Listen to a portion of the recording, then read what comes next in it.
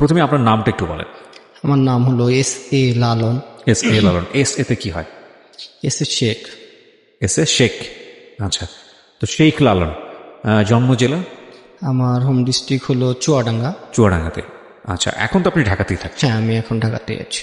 আমরা শুরু করতে চাই একেবারে ছোটবেলা থেকে, যেখান থেকে আপনার গল্প বলার ধরন খুব ভালো। তো আজকে একেবারে মনোযোগ দিয়ে শুনবো। আমি নিজেও কমপ্লিট স্টোরি জানি না, বাট আমি যতটুকু জানি আমার কাছে মনে হয়েছে যে ইউ আর দ্য বেস্ট। ওকে, শুরু করেন আপনি। আমার হোম ডিস্ট্রিক্ট হলো চুয়াডাঙ্গা। আমি একদম একটা পাড়া গায়ে জন্মগ্রহণ করেছি। তো সেখানে আমার পড়ালেখা বাবা মার সহযোগিতায় আমি ক্লাস 5 পর্যন্ত পড়েছি।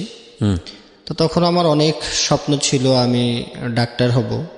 আমি প্রাইমারি স্কুলে ফার্স্ট বয় ছিলাম, প্রথম থেকে একদম প্রাইমারি পর্যন্ত, ক্লাস 5 পর্যন্ত আমার রোল 1 ছিল।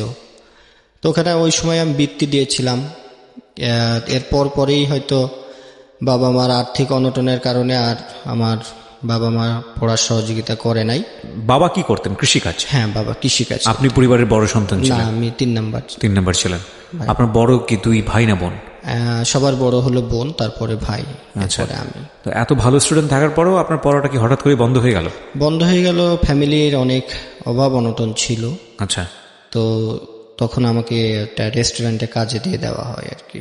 তো আমার বাবাই আমাকে ওই হোটেলে কাজে দিয়ে আসে। তো আমার ভালো লাগতো না, আমার ওই হোটেলের সামনে দিয়ে আমার বন্ধু বান্ধব স্কুলে যেত, আমার খুব কষ্ট লাগতো। তো এটা নিয়ে বাবার সাথে অনেকবারই বার্গেনিং করছি যে আমি ভর্তি হব। তো তারা এই পড়ার ব্যাপারটা, হয়তো ইচ্ছা ছিল অনেক, প্রত্যেকটা বাবা মারই থাকে, তারা এই সাপোর্টটা দিতে পারে নাই বিধায় আমাকে অনেক সময় তারা এড়িয়ে চলছে বা আমার প্রশ্নের উত্তর দেয় না।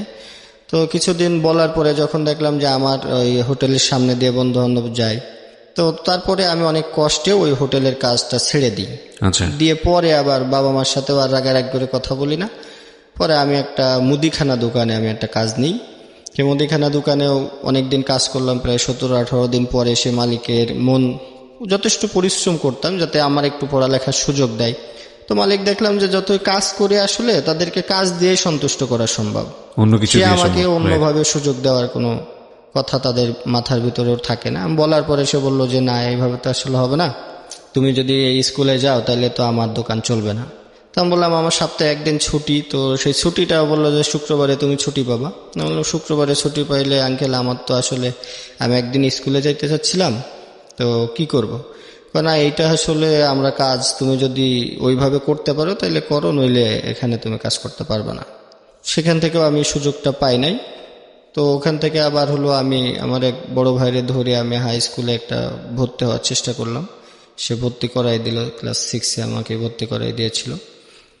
তো ভর্তি হইলাম অনেক আনন্দ নিয়েই। ভর্তি হওয়ার পরে প্রতিদিন যে ক্লাসে যাব সেই সৌভাগ্যটুকু আমার হলো না। সবাই যেত, প্রতিদিনের মতোই আমার কষ্ট লাগতো যে ক্লাসে যাইতে পারছি না, কাজ করব। কাজ তুলে আবার ওইদিকে বাসায়ও ওইভাবে দেখা যাচ্ছে সম্পর্কটা, আমি বাসার উপরে খুবই অভিমান আমার। আমি এখনো পর্যন্ত দীর্ঘ সময় পার হয়ে গেছে আমি বাসার সাথে যোগাযোগটা রাখি না ওইভাবে। তো তখন হলো বাবা মার ওই জিনিসটা বুঝতে পারতাম না, যে সবাই মনে হতো যে বাবা সবাই পড়তেছে, আমার বাবা মা কেন পড়াইতে পারতেছে না? সবারই তো বাড়িঘর আছে, আমাদেরও বাড়িঘর আছে, তাহলে আমার কেন পড়ার সুযোগটা হবে না? তো জিদ হলো যে না, আমি একা একাই পড়ালেখা করব। তো রেস্টুরেন্টে আবার ওই যে কাজ করতাম, কাজ করার পরে স্কুলে যাব এভাবে একের পর এক দিন গুনি, আমার ওইভাবে যাওয়া হয় না। তো যদি কোনো দিন একটা সুযোগ পেতাম তো তখন স্কুলে যেতাম। তো গেলে দেখলাম সবার সাথে আমার আসলে ম্যাচ হয় না, কাউকে চিনি না, ক্লাসমেটদের টিচারদেরও চিনি না। তো হঠাৎ একদিন গেলে স্যাররাও অনেক ধরনের বাজে কমেন্টস করতো, আসে না। আর ওই সময় খুব মানে লজ্জা দিত, বেঞ্চের উপর দাঁড় করে রাখতো, কানে ধরে রাখতো, পড়ালেখা কোন পার্ট আছে সেটাও আমি জানতাম না। তো সব মিলাইয়া দেখা যাচ্ছে যে মানসিকভাবেও অনেকটা ভেঙে পড়তাম, যে না আবার পড়বো কি পড়বো না। ক্লাসে গেলে মন ভেঙে যায় যে পড়ালেখা করব না, আবার বাইরে আসলে আবার মনের ভিতরে উদয় হয় যে না আমি পড়ালেখা করব। তো এইভাবে অনেক কষ্ট মষ্ট করে, টিচারদের সাথেও সেমন আমার কমিউনিকেশনটা ছিল না, স্যারদের সাথেও ছিল না। পরীক্ষা দিতে গেলে নানা ধরনের প্রবলেম, স্যারদের চিনি না, ক্লাস টিচার যে ছিল তাদেরও চিনতাম না। তো সব মিলাইয়া দেখা যাচ্ছে যে আমি ক্লাস 6ও খুব কষ্ট মষ্ট করে পার করেছি। পরীক্ষার সময় গেলে স্যারদের নানান রকমের সমস্যা ছিল, যে ক্লাসে প্রেজেন্ট হয় না, তার তো পরীক্ষা নেওয়া যাবে না। তো ওখানেও স্যারদের, হেডমাস্টার, কতজনের কাছে যাব, এক কর্ম করি আবার পড়ালেখা চালাইতে যাই, আবার সবাই আসলে কি সমাজটাতে হয়ে গেছে যাদের ধনী লোকের অনেক ধরনের প্রবলেমই সহজেই সলভ হয়ে যায়। গরিব মানুষের আসলে কারো কাছে গেলেও মাথায় অনেকে হাত বোলাইয়া সান্ত্বনা দিয়ে দিচ্ছে যে দেখ পড়ালেখা না করে হাতের কাজ শেখ, এটা দিয়েও মানুষ অনেক কিছু করছে। আমি বলতাম না, আমি পড়ালেখাটা করব। স্যারের কাছে বলেছি এইভাবে, হয়তো সব স্যারই সুযোগ এইভাবে দেয় নাই, হেডমাস্টারদেরকে বলেও। ওই আগে হলো সরকারি স্কুলগুলোতে নিয়মই আছে যে 80% যদি প্রেজেন্ট না হয় তাইলে ক্লাস যদি 80% প্রেজেন্ট না হয় তাহলে পরীক্ষাতে বসতে দেওয়া বা তার ছাত্রত্ব থাকে না। জি। তো সব মিলায় ক্লাস 6 শেষ করার পরে 7-এ উঠলাম এইভাবে কষ্ট করে। তো তখন হলো আমি একটা ক্লাসের মধ্যে বা টিচারদের চোখে আমি একদম মার্ক হয়ে গেলাম যে এই ছেলেটা ক্লাস করে না, এই ছেলেটা ফাঁকিবাজ, এরকম সবার চোখে। বন্ধু বান্ধবের সাথেও ওইভাবে, ক্লাসে 2-1 বন্ধু বান্ধব ছাড়া আর কারোর সাথেই আমার পিছনে যা রোল হয়তো তারটাই আমার মনে থাকে বা তাকে আমি চিনি। আর অনেকের সাথে কন্ট্যাক্ট করলেও ওইভাবে হয়তো কেউ রেসপন্সও করতো না, চিনে না, সেইভাবে সবারই চাঞ্চলতা ছিল। একদিন গেলে আমার খুব খারাপ লাগতো। যখন 7-এ উঠলাম, হেডমাস্টারের কাছে এরকম অভিযোগ যাওয়ার পরে হেডমাস্টার আমার কাছ থেকে একটা বন্ড সই নিয়েছে যে তুমি যদি রেগুলার ক্লাসে না আসো। তো স্যারদের যে চিন্তাধারা ভুল ছিল সেটাও আমি বলবো না, হয়তো মনে করতো যে আমি আর 5টা ছেলে মেয়ের মধ্যে হয়তো স্কুল ফাঁকি দিতাম, কিন্তু স্কুলে যাওয়ার আমার একটা প্রচুর ইচ্ছা ছিল, কিন্তু আমি কোনোভাবেই এই দিনটাকে সামনে আনতে পারতাম না। কাজ করতে হয়, আর ওই সময় কাজের পরিমাণটা এত বেশি ছিল যে 8 ঘন্টা কি 10 ঘন্টা, সকালবেলা গেছি 8টার সময়, দোকানে ঢুকলে পরেও 10টা বেজে যেত, কোনো ছুটির কোনো সুযোগ নাই। আবার তখন স্কুলও ছিল সকাল 7টায়। হঠাৎ একদিন স্কুলে গেলে দেখা যাচ্ছে যে আমি ক্লাসেই ঘুমিয়ে পড়ছি। তখন তো স্যাররা বিভিন্নভাবে আমাকে কমেন্টস করছে। আর স্যারদের সফট কর্নারটা আমি কখনোই নিতে পারি নাই। ক্লাসে যাই না প্রথম তো ফ্যাক্ট, আবার ওই দিনকে যে ক্লাসে পড়াটা সেটাও হয়তো জানি না, গিয়ে 5-10 মিনিটে হয়তো একটা সাবজেক্ট ক্যাপচার করছি, পরেরগুলো আর পারি না। তো স্যাররা তো তখন অনেক কথা বলতো, গেলে একদিন গেলে সব প্রশ্ন আমারই করতো, মনে হয় সব ধরনের প্রশ্ন স্যাররা সবাইকে বাদ দিয়ে আমাকেই করতো। তা আমি খুব লজ্জা পেতাম। ক্লাসে অনেক দিনও খুব চোখ দিয়ে অঝরে পানি ঝরছে, তারপরেও স্যারদেরকে কোনো সময় এটার কিছু বলতে পারি না, তারপরে চলে আসতাম। তো যখন ক্লাস 7-এ প্রথম সময় পরীক্ষা হবে, তো ওই স্যার আমার পরীক্ষা নিবে না। তো টিচারের কাছে আমি গেছিলাম। ওই সময় আমি আবার একটু অসুস্থ হয়ে পড়ছিলাম। অন্যবার তো 2-1 যাওয়ার সুযোগ হয়েছে। তো প্রথম শ্রেণী পরীক্ষা পর্যন্ত আমি 3 মাসের মধ্যে 5-7 দিনও ক্লাস করতে পারি নাই। এই ছুটিগুলো পাইলে আমি কাজে লাগাইতে পারি নাই। হেডমাস্টারের কাছে অভিযোগ গেছে, হেডমাস্টার আমার কাছ থেকে একটা বন্ড সই নিয়েছে, তুমি যদি ক্লাস না করো এরপরে, এইবার হয়তো মেনে নিলাম, এরপরে কিন্তু তুমি আর কন্টিনিউ করতে পারবে না। তো আমি ওই সময় পরীক্ষাটা দিবই এই চিন্তা ভাবনা ছিল। আর বন্ড সইয়ের যে ফলাফল কি হবে এটা ওইভাবে তখন গুরুত্বও দিই নাই, লিখে দিছি যে আচ্ছা স্যার ঠিক আছে আমি রেগুলার ক্লাস করব। তো তখন পরীক্ষাটা দিলাম। পরীক্ষার পরে আমি তো এরপরেও আর ছুটিও পাই নাই, স্কুলেও যাইতে পারি নাই। তখন বই ছিল আমার মনে হয় 3টা বই কিনতে পারছিলাম আমি, পরের বইগুলো কিনা হয় নাই, সব মিলাইয়া দেয়া যাচ্ছে টাকা পয়সাও ছিল না, ওটার উপরে আর অতটা বেশি গুরুত্ব দেই নাই। পরে মনে হলো যে স্যারও তো আর, তখন দ্বিতীয় সাময়িক পরীক্ষা শুরু হয়ে গেল, এইভাবে 3 মাস চলে যায়। 3 মাসের পর যখন দ্বিতীয় সাময়িক পরীক্ষা, তখন তো আমার মনে হলো যে টাকাও নাই, বইও সব কিনে নাই, আবার স্যারেও তো ঝামেলা করবে, যাক লজ্জা টজ্জা পাওয়ার দরকার নেই, আমি আর ওই স্কুলে যাব না। তো পরে আমি ওই আমাদের থানা লেভেল ছেড়ে আমি একটু ডিস্ট্রিক্ট লেভেলে চলে যাই, যে এখানে আমার কেউ চিনবে না, ওখানে যা করি যেভাবে থাকি জীবনযাপন যেভাবে কাটাই ওখানে কাটাবো। তা আমি থানা লেভেল ছেড়ে আমি একটু ডিস্ট্রিক্ট লেভেলে আমাদের চুয়াডাঙ্গা শহরে চলে আসলাম। তো ওখানে এসে আমি যে অনেক কিছু চিন্তা ভাবনা করে একটা হোটেলে কাজ নিয়েছিলাম, যে ওখানে দারোয়ানের কাজ নিলাম, যে রাত্রেবেলা আবাসিক হোটেলে দারোয়ানের কাজ। তো ওখানে যদি আমি কাজ করি তাহলে তো সারা রাত্রে তো আমার সমস্যা নাই, সকালবেলা আমি ক্লাসটা যেতে পারবো, স্কুলে যেতে পারবো। হ্যাঁ। আচ্ছা, তখন আপনি নতুন স্কুলে ভর্তি হননি? না, তখন আমি ওই 7 থেকে তো আমি এখন মাত্র আমি ডিস্ট্রিক্ট লেভেলে আসলাম, ওখানে একটা অবস্থান করব, তারপরে ভর্তি। তো কিছুদিন চাকরি বাকরি করলাম, ওই জায়গায় চাকরি করার পরে আবার হলো যে আশপাশে কোথায় ভর্তি হওয়া যায় বা কোন স্কুলে ভর্তি হওয়া যায়, কাকে ধরে হওয়া যায়। তো কিছুদিন কাজ করার পরে ওখানেও একটা স্কুল খুঁজে বার করলাম, সেই স্কুলে কাজ ধরলে আমার ভর্তিটা সহজ হবে বা কেউ একটু আমাকে সহযোগিতা করতে পারবে। তো ওই জায়গায় একটা ভাইয়ারে ধরে আমি একটা ওই যে চুয়াডাঙ্গা আদর্শ হাই স্কুল নাম ছিল, সেই স্কুলে আমি ক্লাস 8-এ গিয়ে ভর্তি হই। তো উনি ওই যাকে ধরছিলাম তিনি আবার ওই স্কুলের প্রতিষ্ঠাতার সদস্য যারা থাকে তাদেরই খুব নিকটতম এক ব্যক্তি, উনি গিয়ে ভর্তি করে দিল। তো আমি খুব আনন্দ উল্লাসে ওখানে কাজ করি আর ওখানে ক্লাসে যাওয়ার একটা মনস্থ করলাম। তো সব মিলে রাত্রিবেলা সারা রাত ডিউটি করলে পারে আসলে ওই যে ঘুমটা সকালে থাকে, আবার ওখানে খুব সকালবেলায় স্কুলে যেতে হয় 7টার দিকে। তো আমার ডিউটি টাইমটা পড়ে যায় সকাল 8টা পর্যন্ত। সারা রাত একটু ঘুমানোরও কোনো সুযোগ ছিল না। আবাসিক হোটেলে সারা রাতে ওই গেস্ট আসা যাওয়া করে, তো তাদের আবার ওখানেও একটু সজাগ থাকতাম। ওই গেস্টের হয়তো কিছু এনে টেনে দিলে ওরাও 2-5 টাকা 10 টাকা এরকম দিত আর কি, তখন বকশিস। এইটার লোভেও অনেক সময় সারা রাতই সার্ভিস দেওয়ার জন্য চেষ্টা করতাম। তো তাদেরকে এইভাবে সার্ভিস দিয়েছি, কিন্তু সকালবেলা ওই প্রতিদিনের ন্যায় এই ঝামেলাগুলো হয়েই যেত, ক্লাসে যেতে পারতাম না। একটু দেখা যাচ্ছে যে 7:30 বা 7টায় ক্লাস শুরু হতো, আমার ছুটি হইতে হইতে 8টা 8:30। তো ফার্স্ট যে ক্লাস টিচার, ওনার সাথে আমার পরিচয়টা খুবই কম হয়েছে। হয়তো গিয়ে শেষে 2-3টা ক্লাস করতে পারছি, আবার এখান থেকে চলে আসছি। এইভাবেই আমার অনেক সময় কেটেছে। তো প্রায় যখন 8টা আমি ওখানে কাজ দারোয়ান আমাদেরও আছে এবং হিন্দু দ্বারা ধর্মে শেষ করলাম। শেষ করার পরে ওখানে আমাদের কিছু বন্ধু বান্ধব তৈরি হয়, তখন আমার ভিতরে আবার ওই যে খেলাধুলার একটা প্রবণতা তৈরি হয়।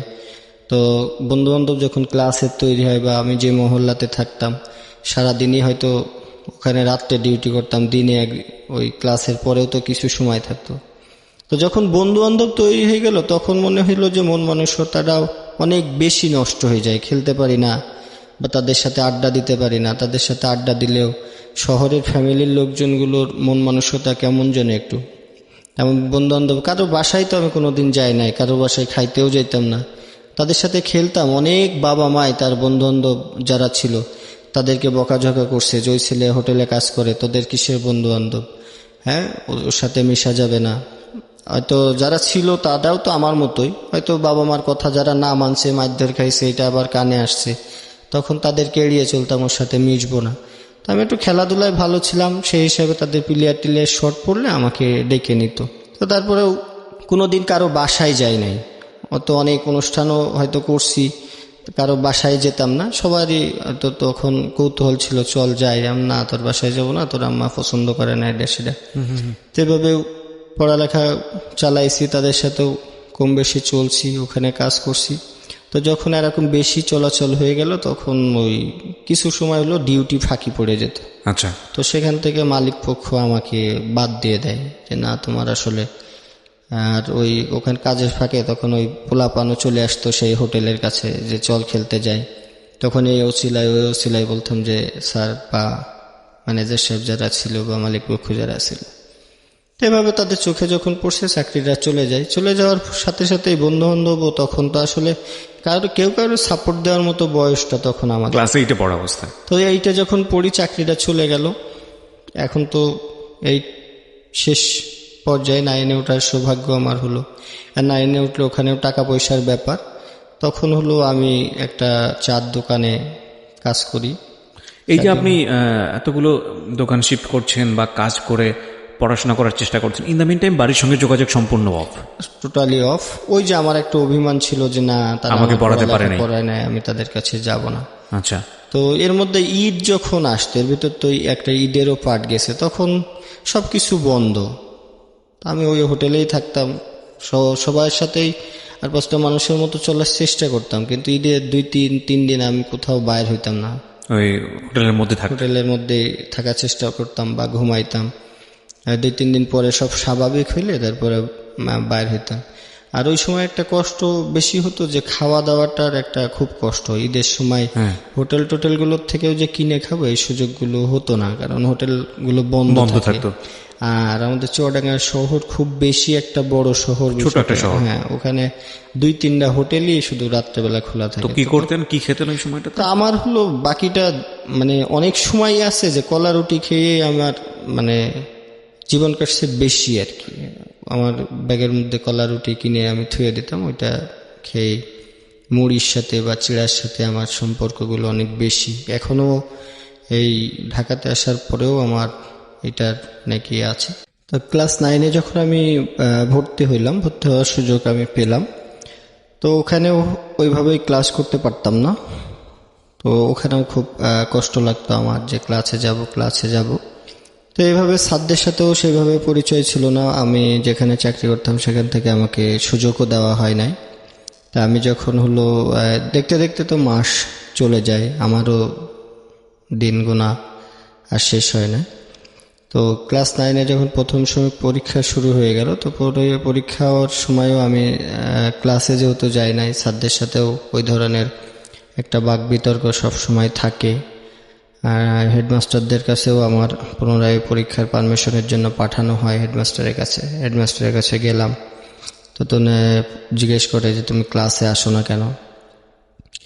তো সেখান থেকে কোনোরকমভাবে যদি আমি পারমিশনটা নিয়ে প্রথম সময় পরীক্ষা দেওয়ার পরে যে ওই জায়গায় পরীক্ষা দিলাম, দেওয়ার পরে হলো রেজাল্ট যখন পাবলিশড হলো তখন আমি অঙ্কে ফেল করছি আর কি।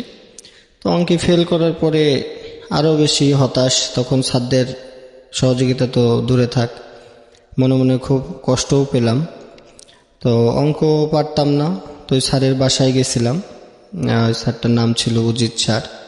ওনার বাসায় গিয়ে অনেক রিকোয়েস্ট করলাম যে স্যার কেমনে কি, বলে তুমি তো স্কুলে আসো না, তোমার বিষয় তো এমনি হেডমাস্টার স্যার অনেক ঝামেলা, আমার তো আসলে কিছু করার নাই, আর তুমি যদি কন্টিনিউ ক্লাস না করো হয়তো তোমার আর সহযোগিতা কেউ করবে না কিন্তু। তো আমি বললাম স্যার আমি তো কাজ করি, আমি কিভাবে ক্লাস করব। দেখো একটা স্যার হিসাবে আমি এই ধরনের কোনো উপদেশ তোমাকে দিতে পারবো না, তবে আমরা প্রথম তো বলবো শত কষ্ট হলেও তুমি হলো ক্লাস করো। তো স্যার যাই হোক আমাকে যতটুকু ওনার ইয়েতে মনে হলো উনি ওইভাবে বলল। তা আমি ক্লাস করার জন্য শতভাগ চেষ্টা করলাম। তারপরেও যেহেতু কাজ করি, পরিশ্রম করে বেড়াই, রাত্রে ওখানেও ওই যে ডিউটিটা করতেছি, তো এখান থেকে ক্লাসটা আমার কন্টিনিউ করা হয় নাই। তো রেজাল্ট যখন ফেল করলাম তো ওই স্যারের কাছে আবারও যাই যে স্যার কিভাবে কি করব। তো তখন একটা হতাশা ঢুকে গেল, আমি যদি এইভাবে ফেল করি বা ক্লাসে না যাই আমাকে পরীক্ষা দিতে দেওয়া হবে না। তো সবাই বলতো যে তুমি যদি এই অঙ্কে ফেল করছো, অঙ্ক তোমার কি সূত্র মুখস্থ করা আছে কিনা। আমি বললাম সূত্র আমি সব পারি, কিন্তু আমি প্রয়োগটা আসলে বুঝতাম না তখনও, আচ্ছা, যে কিভাবে ওই অঙ্কের সূত্র প্রয়োগ করতে হয়। তো এইভাবে দিন গুনি, সবাই যেভাবে বলে সবার কাছে যায় যে ভাই আমি অঙ্ক তো সব পারি, সূত্র পারি, তাইলে আমি অঙ্ক পারি না কেন। তো সবার কাছে যখনই যেতাম একটা সাজেশনের জন্য, বড় ভাই ব্রাদার বা টিচারদের কাছে, সে বলল সূত্র মুখস্থ করো।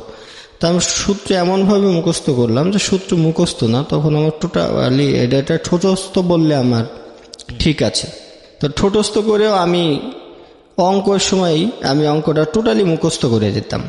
তো মুখস্থ করে গিয়ে তখন ওই খাতাতে দেখতাম যে প্রশ্নপত্র যখন পেতাম হাতে, অঙ্ক কিছুটা ঘুরাই দিত, তখন খুব অঙ্ক ঘুরাইতো। তো একটু ঘুরাই দিলে আমি আর অঙ্ক পারতাম না। আচ্ছা, তো অঙ্ক না পারলে দ্বিতীয় সময় পরীক্ষার সময়ও এই ধরনের আমার ভয় আমার ভিতরে রয়ে গেছে যে আমি তো মানে অঙ্ক পাশ করতে পারবো না। তো ওই স্যারের কাছে আবারও আমি গেলাম যে স্যার কিভাবে সব পরীক্ষায় আমার ভালো হয়, কিন্তু আমার অঙ্কের একটা দুর্বলতা থেকে যায়। তো স্যার যেভাবে সচরাচর বলে যে এখানে আমার কিছু করার নাই, তুমি ক্লাসে আসো না, কোনো স্যাররা তোমার চিনে না, তোমার এই ধরনের সহযোগিতা আমি করতে পারবো না। তা আমি বললাম স্যার আমাকে যদি একটু পড়ান তাহলে আমার জন্য খুব ভালো হয়, ক্লাসে আসতে হবে। আর শুধু এইভাবে প্রাইভেট পড়েই যদি সবাই পড়ালেখা করতো তাহলে স্কুল কলেজগুলো কেন হয়েছে, সবাই ঘরে বসেই যদি পড়ালেখা করতো তাহলে এত কোটি কোটি টাকা খরচ করে স্কুল কলেজ ভার্সিটি হয়েছে, ওটা হবে না। তো স্যারের ওই দিনকেও উনি ওইভাবে আমার সাথে একটা আচরণ করে আমাকে যখন বাইর করে দেয়, আমি আবারও গেছি স্যারের বাসায় যে স্যার, ওই ডিউটি শেষ করার পরে আমি সুযোগ পাইলে ওই স্যারের কাছে যেতাম। তখন মানে মনে অঙ্কের হতো- টিচারের কাছে যেতেন? হ্যাঁ, ওই স্যারের কাছেই মনে হয়তো ওই স্যার মনে হয় সব ইয়ে করবে। ওনার কাছে কথা হলো, আমি তো একটা সাবজেক্ট দেখি, আর আমি তো তোমাদের ক্লাস টিচার না, আমি তো তোমার যে একটা গার্ডিয়ান টিচার থাকে ওনার সাথে তোমার ভালো লিঙ্ক থাকতে হবে। আমি তো সাবজেক্ট নেই, তুমি পাশ করলে পারে আমাদের কোনো সমস্যা নেই। ক্লাস টিচার তো মার্ক করে, যেটা আমরা বলি যে গার্ডিয়ান হিসেবে যে একজন টিচার থাকে। তো স্যারের কাছে গেলাম যে স্যার আমাকে একটু পড়াতে হবে। তখন বললো যে তুমি আসো, বিকালে আসো। আমি কই, স্যার আমি তো কাজ করি, আমি তো বিকালে যেতে পারবো না। তা সকাল 7টায় ক্লাস শুরু হয়, আমি তো আর সকালে কোনো সুযোগ নেই। তখন বললো তুমি একটা কাজ করতে পারো, যদি আমি ফজরের নামাজের পরে আমি কিছুক্ষণ ক্লাসরুমে বসে থাকি, ওনার যে কিছু পোলাপান পড়াইতো সেটা ওনার বাসাতেই, ওনার বাসার নিচতলায়। তো উনি ওই নামাজ পড়ার পরে আর উপরে যায় না। বল যদি তুমি নামাজ পড়ার পরে আসতে পারো। এটা অনেক রিকোয়েস্ট করার পরে রাজি হলো যে ঠিক আছে, তুমি তাহলে নামাজের পর পরে আসো, আমি তোমাকে কিছুদিন দেখাই দিব। তো যাক, আল্লাহর রহমতে উনি রাজি হলো। আমিও ফজরের নামাজের পর পরে আমি চলে যেতাম, তখন অন্ধকার থাকতে থাকতে। তো স্যার 4-5 দিন যখন অঙ্ক করায়, তো আমাদের জিজ্ঞেস করলো তোমার সমস্যাটা কি, এই অঙ্ক তুমি হুবহুব তো পারতেছো। আমি কই, স্যার অঙ্ক আমি পারা বলতে কি, আমি এই অঙ্ক সব মুখস্থ করে আসছি স্যার, আপনি যেটাই দেবেন আমার মুখস্থ। তো কয় সমস্যা কি? আমি কই, স্যার এই অঙ্কটা যখনই ঘুরাই দেয় তখন তো আমি আর পারি না।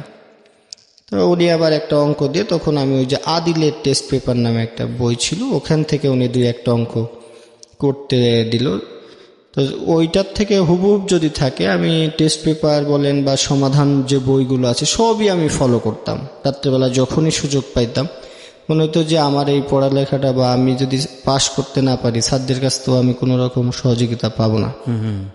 তো অনেক সমাধান বইও আমার কাছে ছিল। আদিলের টেস্ট পেপারে এমন কোনো অঙ্ক ছিল না যে আমার নজরের বাইরে বা আমি মুখস্থ করি নাই।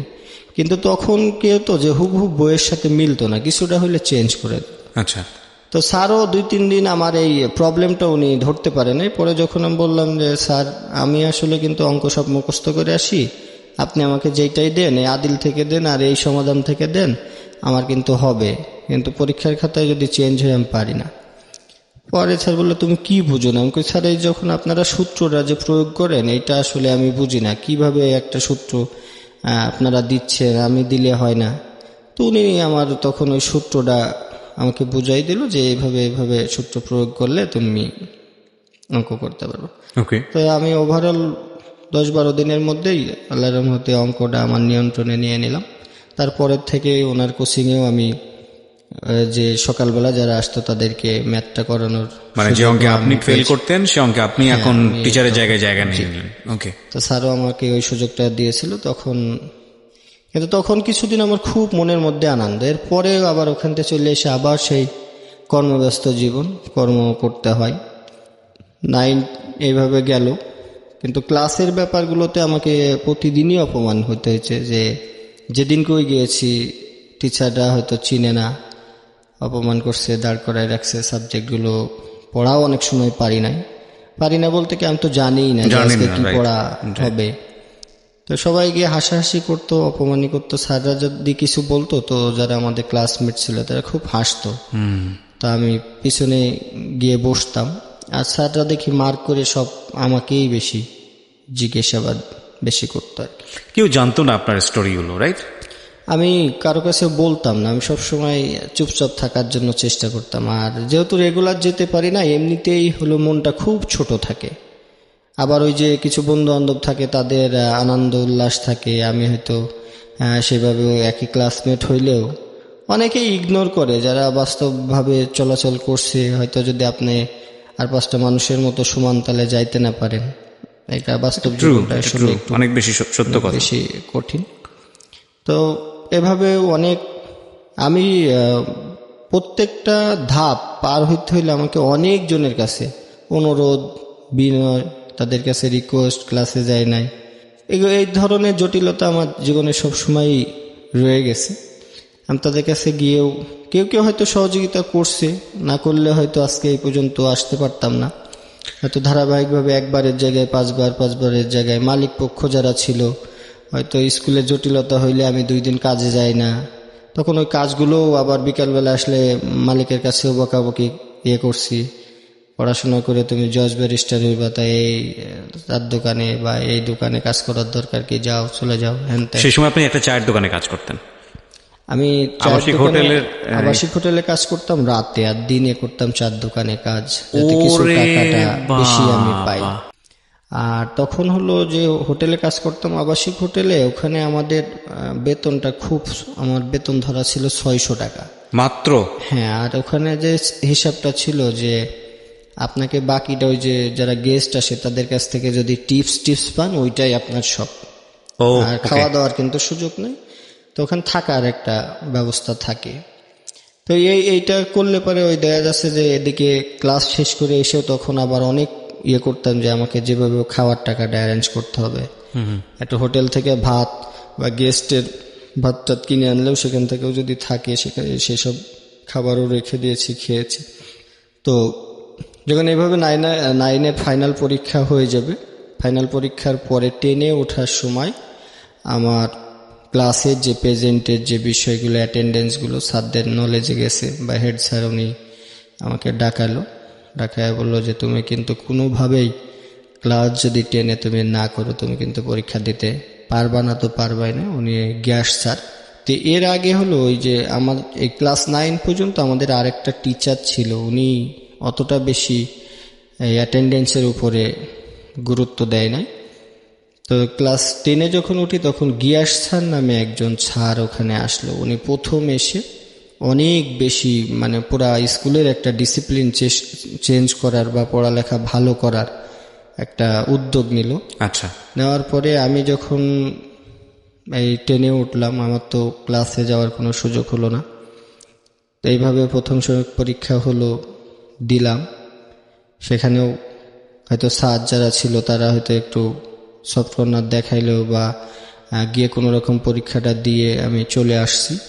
কিন্তু যখন ফাইনাল পরীক্ষা, আমাদের যেটা টেস্ট পরীক্ষা বলে, ওই সময় গিয়ে আমার টোটালি আটকাই দিল স্যার। কি জন্য? ওই যে স্কুলে আমার যাতায়াত নাই, উনি কোনো রকম ভাবেই আমাকে টেস্ট পরীক্ষায় বসতে দিল না। বসতে না দেওয়াতে আমি 3 দিন ওনার বাসায় গেছি যে স্যার আমি কাজ করি, আমার এরকম। ওনার পায়ে পর্যন্ত ধরেছি, উনি আমাকে কোনোভাবে সেই টেস্ট পরীক্ষা উনি আমাকে দিতে দেয় নাই। তো দিল না শেষ পর্যন্ত? উনি দিতে দেয় নাই। ওকে।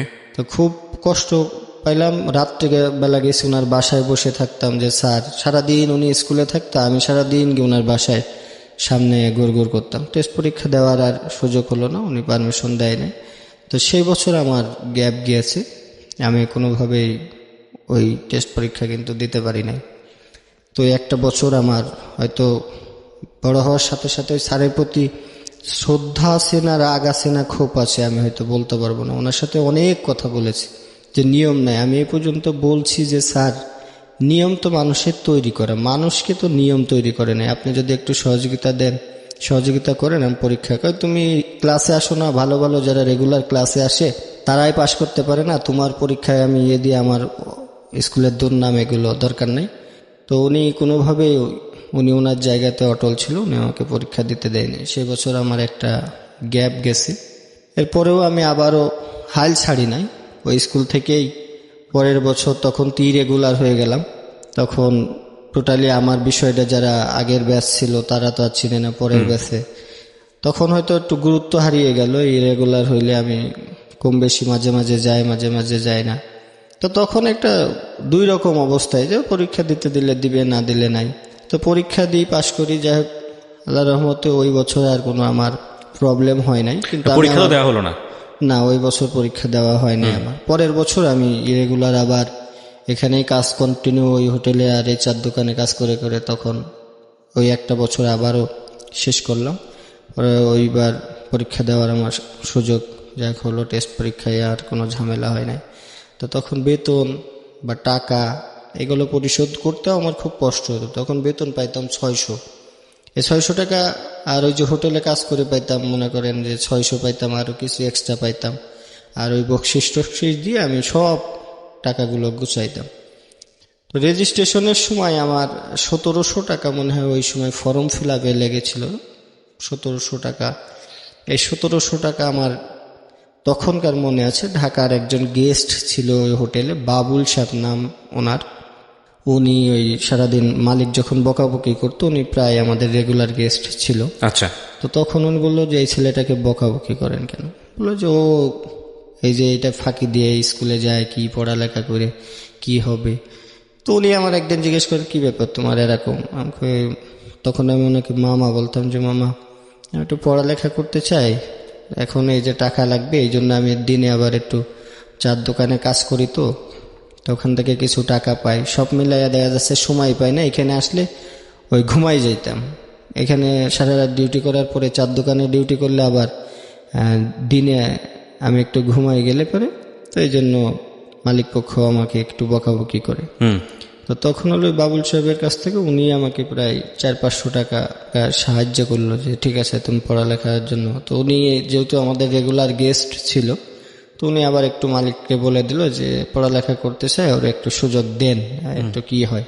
তো যাক ওনার মুখের কথা রক্ষার্থে হয়তো ওই সময় আর মালিক পক্ষ কিছু আমাকে বলে নাই। তো উনি দিয়ে আমি ফর্ম ফিল আপটাও করলাম, করার পরে পরীক্ষা দিলাম।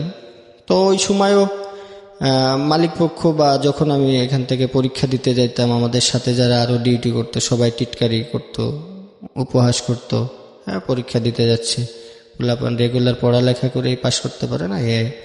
তো যাক আল্লাহর রহমতে ওইবার আমার সাথে যারা আমার পরিচিত বন্ধু বান্ধব বা এপারে ওপারে যারা ছিল সবার চেয়ে আমার রেজাল্টটা অনেক বেশি ভালো হয়েছে।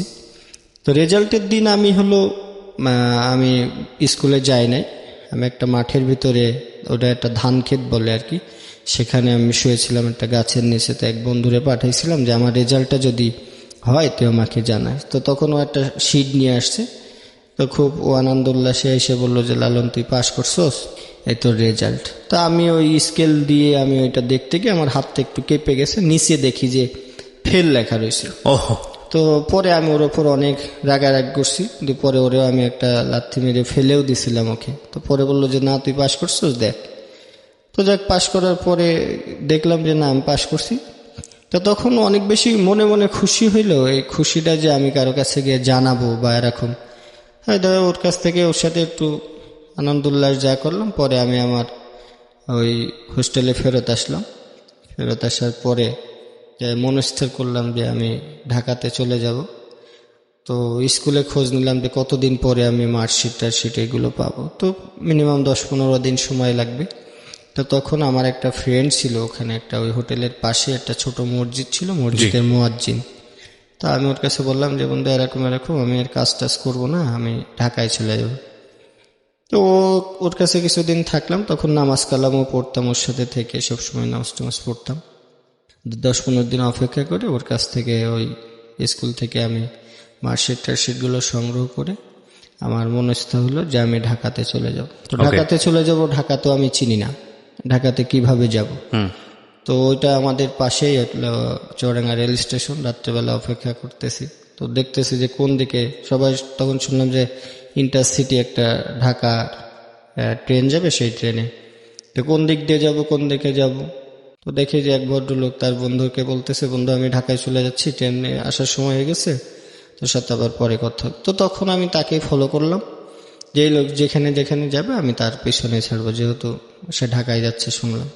তো রাত্রেবেলা উনি যে ট্রেনে উঠছে আমি সেই ট্রেনে উঠে চলে আসছি। তো যখন ওই যে চেকাররা আসে, তখন যখন চেকার আসে ওই লোক আবার ছিল ওই ট্রেনেরই কোনো টিটি বা এরকম কেউ, উনি যখন বসেছিল আমি আবার ওনাকে ফলো করে ওনার পাশে বসছি বিধায় আমার হয়তো টিকিটটা এত বেশি চেক করে নাই। ওনার পাশে ছিলাম আমি, ওনার সাথে কম বেশি কথা বলতেছিলাম। তো চেকার যখন আসছে ওনাকে দেখে আর ওনাকে কিছু বলে নাই। তো আমি কমলাপুর স্টেশনে এখন রাত্রেবেলা পৌঁছাইলাম, আমার সকালের দিকে পৌঁছাইছি, মনে করেন 6টার দিকে মনে হয় এরকম হবে। ওকে।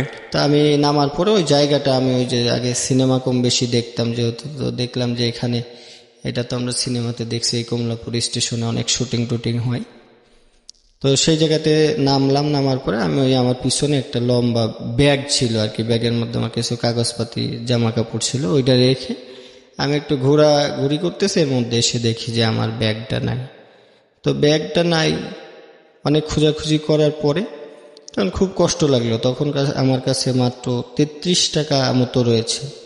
এই 33 টাকা নিয়ে আমি সামনে অনেকক্ষণ হাঁটলাম, হাঁটাহাঁটি করলাম, অনেককে জিজ্ঞেস করলাম ভাই একটা ব্যাগ দেখছো এখানে? কেউ দেখলাম যে আমার কথাবার্তায় সুযোগ, সেটা আমার জীবনে প্রথম ঢাকাতে আসা, আর মানুষের প্রতিও আমার ওই ধরনের ধ্যান ধারণাও নাই। তো তখন এখানে নেমে আমি বাইর হইলাম, যে স্টেশনের পরে যে রিক্সা নেওয়ার চেষ্টা করলাম যে আমি তো কোথায় যাব। তো ওই যে হোটেলে থাকাকালীন সময় এক ভাই ছিল, উনি বলতো যে ওই যে আমাদের ওই হোটেলের গেস্ট হিসাবে যেত, তো বললো যে তুমি যদি কখনো ঢাকায় যাও তাহলে আমার কাছে যেও, আমার নাম অমুক, আমার বাসা ঢাকা সাভার স্মৃতিসৌধের ওখানে। যেমন হোটেলে কাজ করলে অনেকের সাথে পরিচয় হইলে যেটা হয় আর কি, যে তুমি যাও ঢাকাতে গেলে আমার সাথে দেখা করো, এরকম ইত্যাদি ইত্যাদি। তো আমি ওখান থেকে রিক্সা নেওয়ার চেষ্টা করতেছি যে ভাই আমি সাভার যাব। দেখি সব রিক্সাওয়ালারা আমার মুখ পানে তাকায় আর হাসে। তো এর মধ্যে 2-3 জন দেখার পরে একজনকে জিজ্ঞেস করলাম যে ভাই কেমনে কেমনে, বলে সাভার তো এখান থেকে অনেক দূর, তুমি এখান যেতে পারবে না, তুমি বাসে যাও। তো বাসে যাব, যে বাসে উঠি আমাকে নামাই দেওয়া হয়, যে বাসে উঠি আমাকে নামাই দেওয়া হয়। কেন নামা দেওয়া হচ্ছে? যে ওই যে এক একটা রুটের তো এখন বুঝি যেটা, যে এক একটা ঢাকা শহরে তো আচ্ছা, এক একটা আলাদা আলাদা রুটে রুটের আলাদা আলাদা বাস, হ্যাঁ। তা আমাকে বলে দিছে এইদিকে যাবে, আমি সব যে বাসই পাই সেইটাতে উঠে যাই। তো একসময় ওই কন্ট্রাক্টরের সাথেও চিল্লাচিল্লি লাগিয়ে দিছি, ভাই আমাকে নামাই দেন কেন, আমি তো ভাড়া দিব। তো অনেকেই যেভাবে তাকায় আর কি, যে এটা কোত্থেকে আসছে কি আসার বিষয়।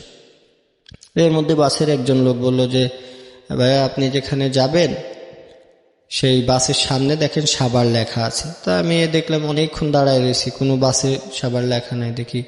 এরপরে একজনকে জিজ্ঞেস করলাম যে ভাই আমি তো সাভার যাব কিভাবে? বললো যে ওই যে আপনি মতিঝিলের ওইদিকে শাপলা চত্বর একটা জায়গা আছে, এরকম নাম বললো, যে ওখান থেকে যান, ওখানে সাভার যে যাবে বাস।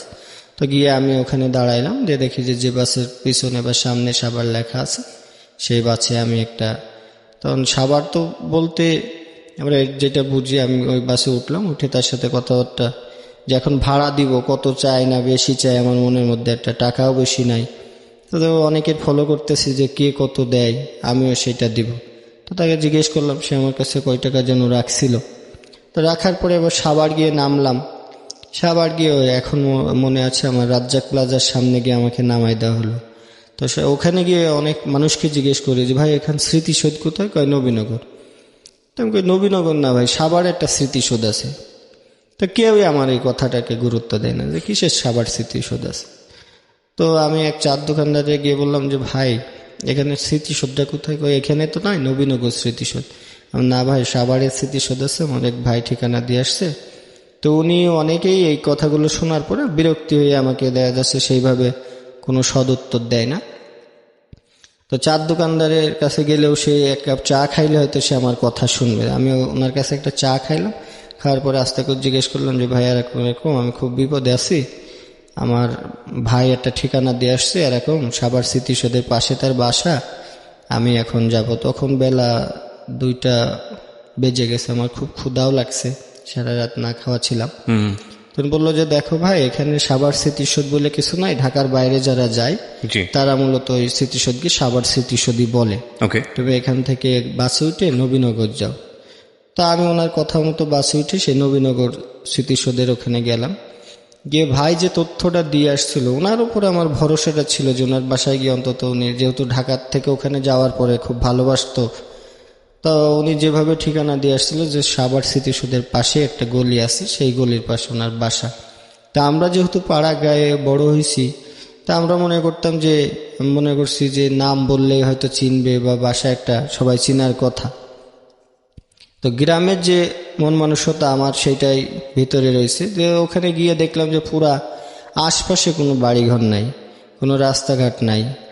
তো সন্ধ্যা হয়ে গেল, খুঁজতে খুঁজতে তার অপেক্ষায় সাভার স্মৃতিসৌধের সামনে অনেকক্ষণ অপেক্ষা করলাম যে যদি তাকে দেখতে পাই।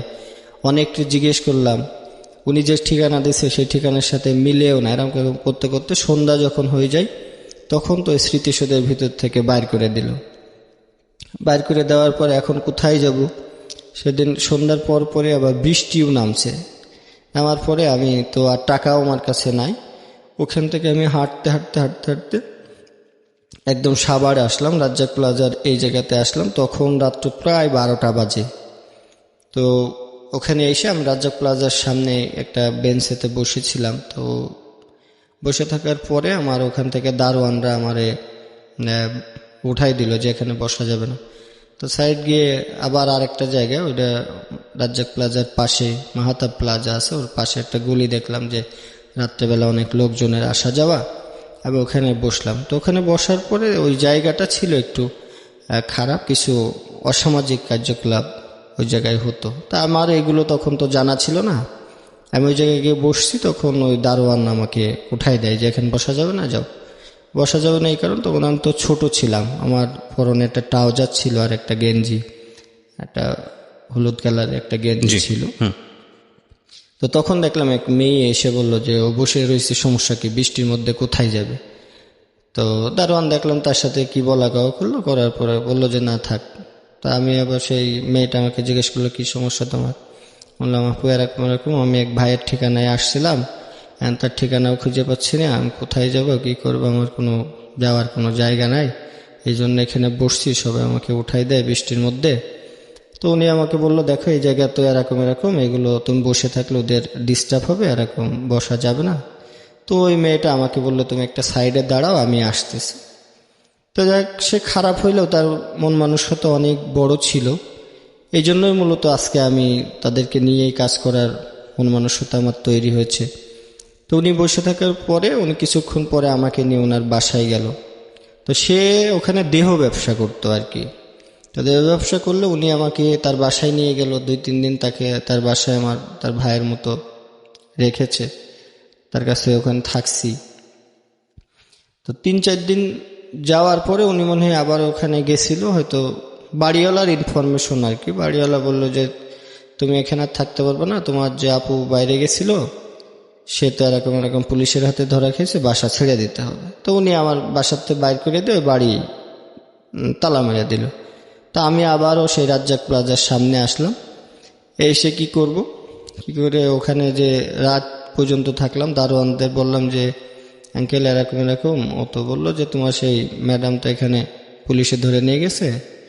তা বললাম যে আমার তো যাওয়ার কোনো জায়গা নাই, আমার একটা চাকরি বাকরি দিবেন। এটা কাকে বললেন? আমি ওই যে দারোয়ানকে, রাইট, হ্যাঁ। রাজ্জাক প্লাজার নিচে যারা ডিউটি করতো। বললো তুমি তো ছোট, দারোয়ানের চাকরি তো ঢাকাতে আসলে এইভাবে হয় না। বয়স কত তখন আপনার? বয়স তখন তো ম্যাট্রিকটা পাশ করছি, হয়তো 14-15 এরকম হবে। আর তখন আমি খুব শুকনা ছিলাম আর কি। এখনো যে খুব মোটা তা কিন্তু না।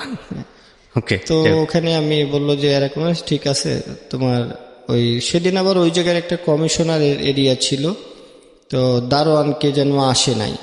তা আমাকে বললো যে ঠিক আছে তুমি এখানে। যাওয়ার সাথে সাথে দেখলাম যে আমার বলার সাথে সাথে ওরা ওই দারোয়ানের ড্রেস টেস পরে, হলুদ যে ড্রেসগুলো আছে। তো এটা একটা মাঠে একটা ডিউটি, ওই এনাম মেডিকেলের পিছনে তখন গ্রাম পাহারা দেওয়ার আর কি একটা ইয়ে ছিল। তখন চোর ছিল, ডাকাত ছিল অনেক বেশি। তা আমি নতুন একটা এই ইয়ের ভিতরে আমাকে একটা ডিউটি দিল, ওই সাইড সব ধান ক্ষেত মতো ছিল। তো রাত্রেবেলা আমি যখন ডিউটি করি, অনেক রাত্রে 3টা-4টার দিকে কিছু লোকজন এসে আমার হাত পা বেঁধে ওই জায়গায়, ওই ধান ক্ষেত ছিল, ধান ক্ষেতের মধ্যে আমাকে ফেলে রেখে, ওই দিন কেউ ডাকাতিও হয়েছিল ওই জায়গায়। তা আমার ওইভাবে বেঁধে রেখে সারা রাত আমি সেই কাদার ভিতরে পড়া অবস্থায়, সকালবেলা যখন মানুষজন হই হুল্লা হয়েছে যে এখানকার ডিউটিতে কে ছিল, তো অমুক ছিল। তা আমার তখন হলো ওই যে মহল্লার থেকে একটু সাইডে আর কি ধান ক্ষেত ছিল, ওই ধান ক্ষেতের মধ্যে আমার হাত পা বেঁধে ফেলে রাখছে। তো সকালবেলা লোকজন গিয়ে আমাকে তখন উদ্ধার করে।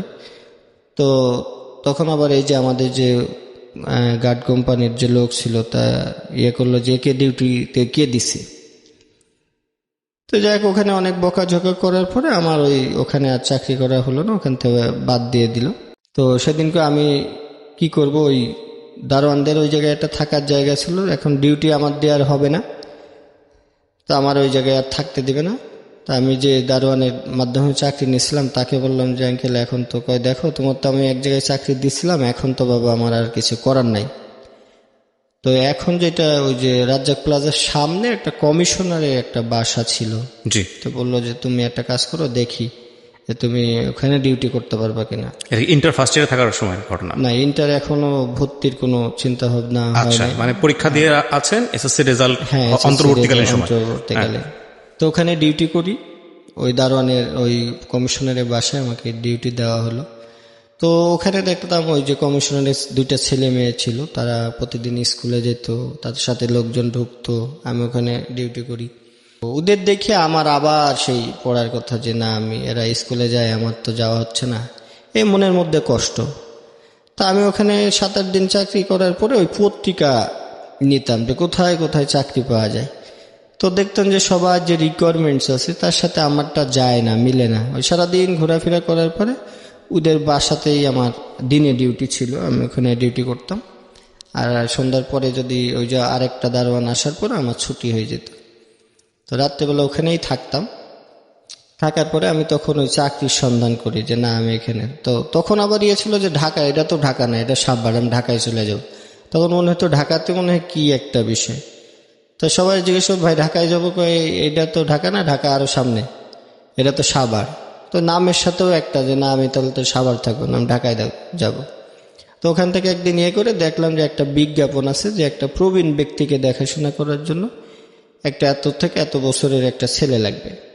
তো প্রবীণ বলতে আমি আসলে তখন ওইভাবে বিষয়টা প্রবীণ না নবীন এরকম বুঝতে পারি না। গিয়ে দেখলাম যে মতিঝিল একটা বাসা, তো ওই ব্যক্তিকে দেখাশোনা করার জন্য আমি ইন্টারভিউ দিতে গেলাম। তো ওরা আমাকে নিতে চাইলো।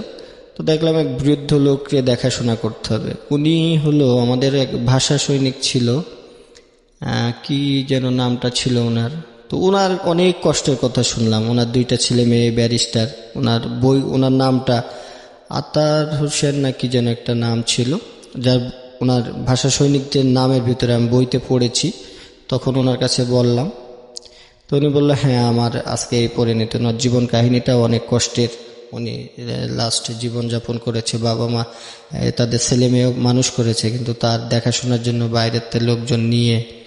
তো উনি আমার সাথে অনেক কষ্ট শেয়ার করছে যে দেখো আজকে তোমরা হয়তো বইতে আমার কথা পড়েছো, কিন্তু আমার বাস্তব জীবন হলো এই।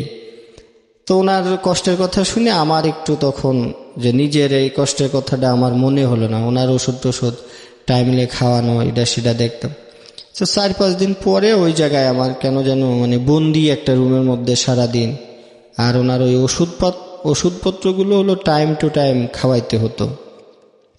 তা আমি ওখানে ছিলাম না। ওখান থেকে যে বাসার থেকে একদিন বাইর হয়েছি পরে ওই জায়গাটা আর আমি চিনতে পারি নাই। ওনার বাসায় যে ফেরত যাব আর বাসাও খুঁজে পাই নাই। পরে আমি চলে আসি। আমি ওখান থেকে হাঁটতে হাঁটতে হাঁটতে হাঁটতে আমি চলে আসলাম হলো নিউ মার্কেট। নিউ মার্কেটে এসে তখন আমার কাছে অনেক টাকা পয়সাও নাই। তো কি করব তখন আমি একটা ওই যে মার্কেটে যে ভাত বিক্রি করে যেসব মহিলারা, ওনাদের সাথে এক মহিলার সাথে কথা বললাম যে খালা এরকম ভাত কত? কয় এত টাকা। কয় এরকম, মানে আমার কাছে তো টাকা পয়সা নাই।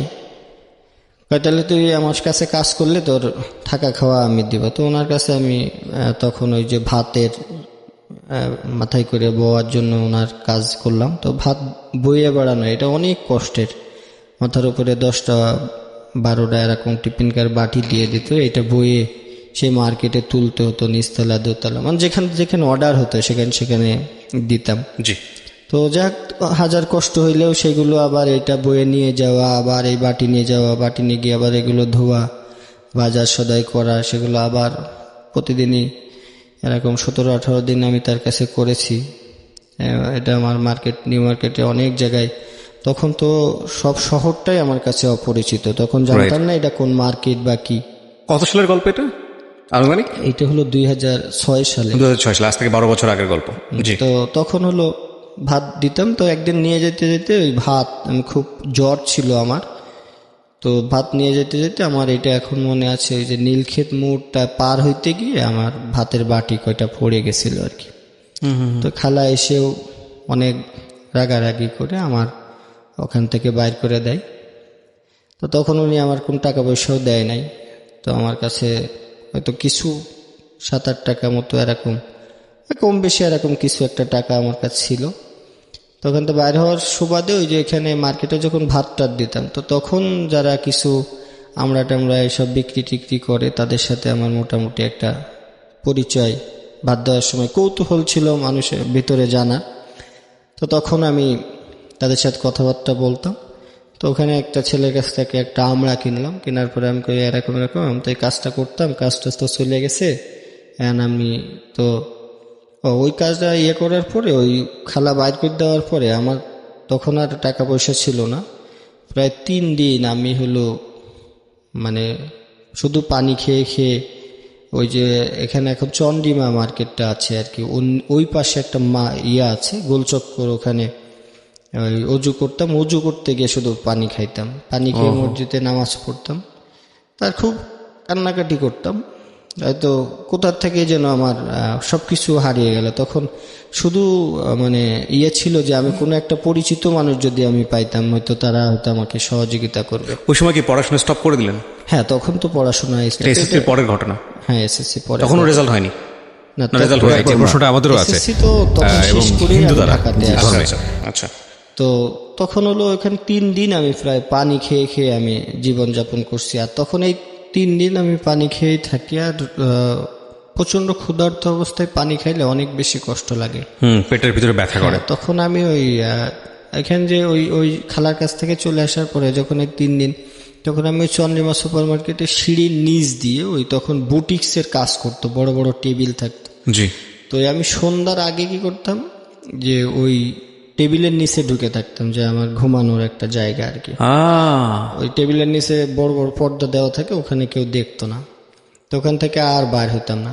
তো 3-4 দিন এরকম থাকতে থাকতে একদিন হলো ওই শপিং মলের যে মালিক ছিল, উনি একদিন মনে হয় সকালে এসে আমাকে দেখছে যে আমি শুয়ে রয়েছি। পরে দারোয়ানরা অনেক বকাবকি করলো যে এখানে সে শুয়ে থাকে, তোমরা কিভাবে করো। তো দারোয়ানও হয়তো তখন আমাকে একটা বাড়ি মারছে, মাইরা বাইর করে দিয়েছে যে তোর যাতে মার্কেটের আশপাশে আর না দেখি। তো তখন আমার ওই যে ড্রেস কোড কিন্তু একটা ছিল, একটা গেঞ্জি আর ট্রাউজার ছিল আমার, ওইটাই থাকতো। হ্যাঁ, গোসল টোসল করতেন কোথায়? গোসল করতাম তখন আমার একটা গামছা কিনছিলাম, আর ওই যে ভিতরে এক জামা ওই গোসল করে ওইটাই ধুয়ে আবার ওইটাই গায়ে দিতাম, ওখানে শুকাইতো, এইভাবে করলাম। তো এইটা ধরা খাওয়ার পরে আমার আর ওই মার্কেটে দেখলে দারোয়ানরা তখন আর আশপাশে ঢুকতে দিত না। তো তখন হলো যে ছেলে আমরা বেছে, ওর কাছে হইলো যে এরকম এরকম, আমি তো কি করব। বললো যে তুই আমরা বেচতে পারলে তুই, আমার এক বড় ভাই আছে এখানে, চল তার কাছে তোরে লই যাই, উনি আমাকে টাকা তো নাই, কই বিক্রি টিক্রি করলে টাকা উনি সব দিবে, আমরাও নিয়ে দিবে।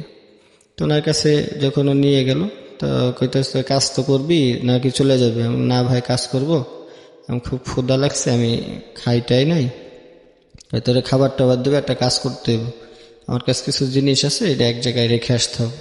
আমি কই ঠিক আছে ভাই, আমি রাখবো, আগে আমি খুব ক্ষুধার্ত, আমি খাই নাই, নাহলে একটু যদি খাইতে দেন। তো উনি আমাকে একটা হোটেল ওই ভিতরে নিয়ে গিয়ে আমাকে খাওয়াইলো। খাওয়ানোর পরে আমাদের হাতে কি একটা টুপলা জাতীয় জিনিস দিল, সেইটা আমরা 2 জন মিলে কামরাঙ্গীর চর নাম বুঝে অমুক জায়গায় এরকম ওখানে গিয়ে দেখলাম যে ওইটা যখন দিলাম সেই জায়গায় দেখি যে ওই মহিলারা বিড়ি টিড়ি খায়। এটা দেখে তো আমার খুব, আমি গ্রাম থেকে আসছি, মহিলারা বিড়ি খায়, আমার কাছে এটা যেন একটু কেমন মনে হলো, যে এটা তাহলে কেমন জায়গা।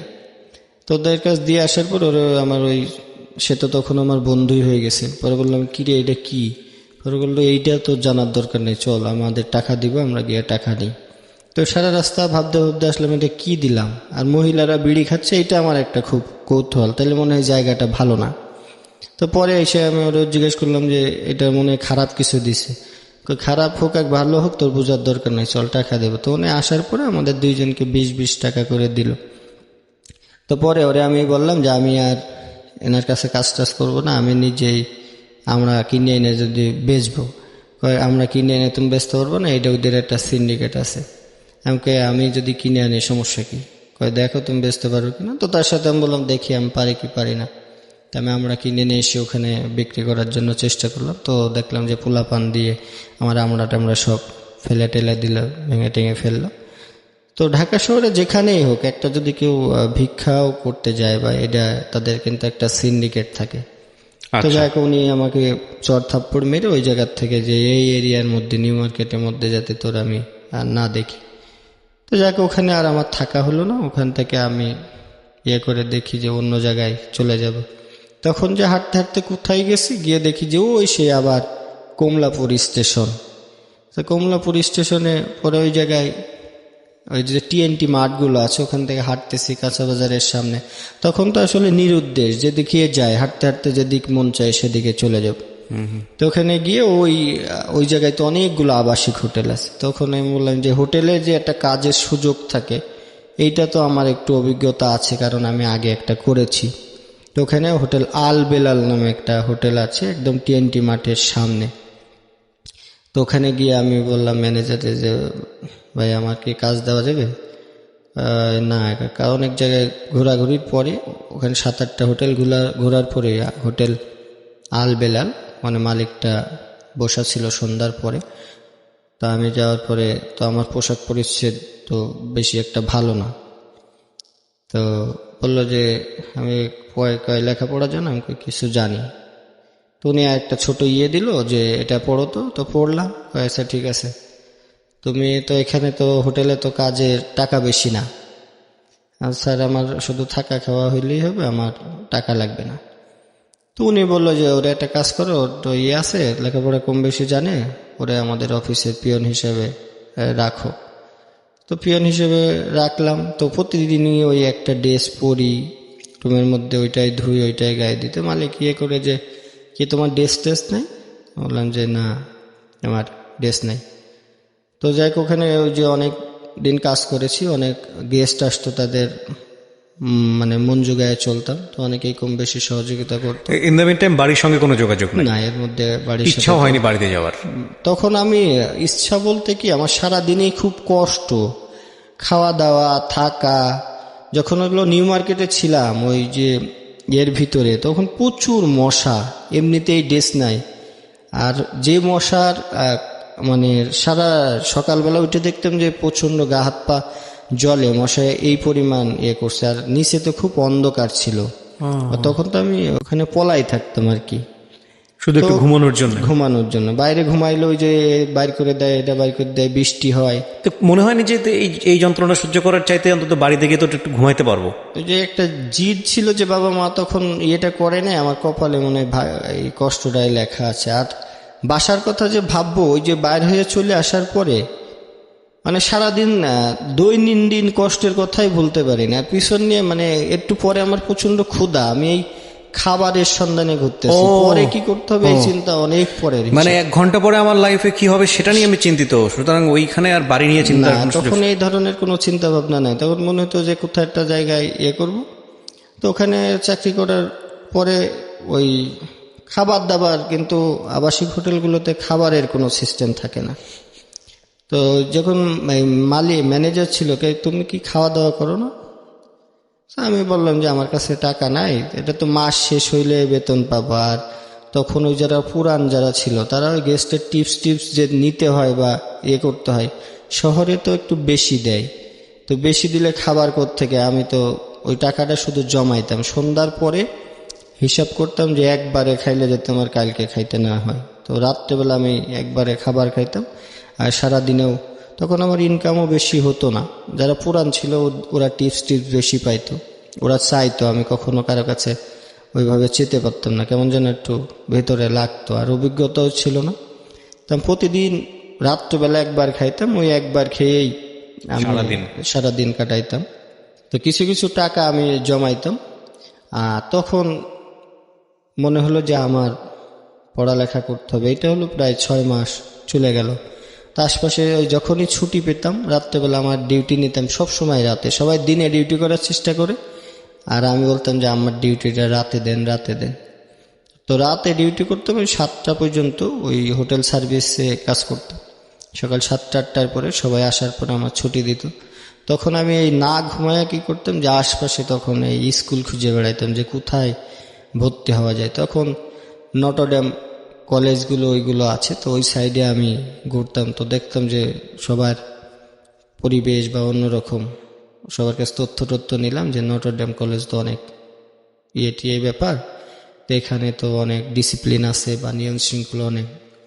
তো দেখলাম যে এই জায়গায় তো তাইলে আমার হবে না, তো নর্মাল স্কুল কলেজ আমি খুঁজে তখন এইভাবে চিনি না। আমার বিজয়নগর শান্তিনগর থেকে শুরু করে অনেক রাস্তা, ঢাকাতে অনেক বেশি রাস্তা আমার হাঁটা ভিতরে আছে, অনেক অলিগলি আমি হেঁটেই পার করেছি। আর তখন চেনার বা জানার কোনো যে এইদিকে যায় যে স্কুল পাবো সেই ঠিকানার এমনও জায়গা গেছে যে ওখানে গেছি গিয়ে আর চিনে আসতে পারতেছি না, মানে যেদিকে দু চোখ যায় শুধু যেদিকে হাঁটছেন। যায় শুধু খুঁজি যে স্কুল ড্রেস পরা থাকলে তাদের পিছন এরা কোথায় যায় কিসে পড়ে এই অনুসরণ করতে আমি করতাম। তখন কি আপনি ইন্টার ফার্স্ট ইয়ারে ভর্তি হওয়ার জন্য?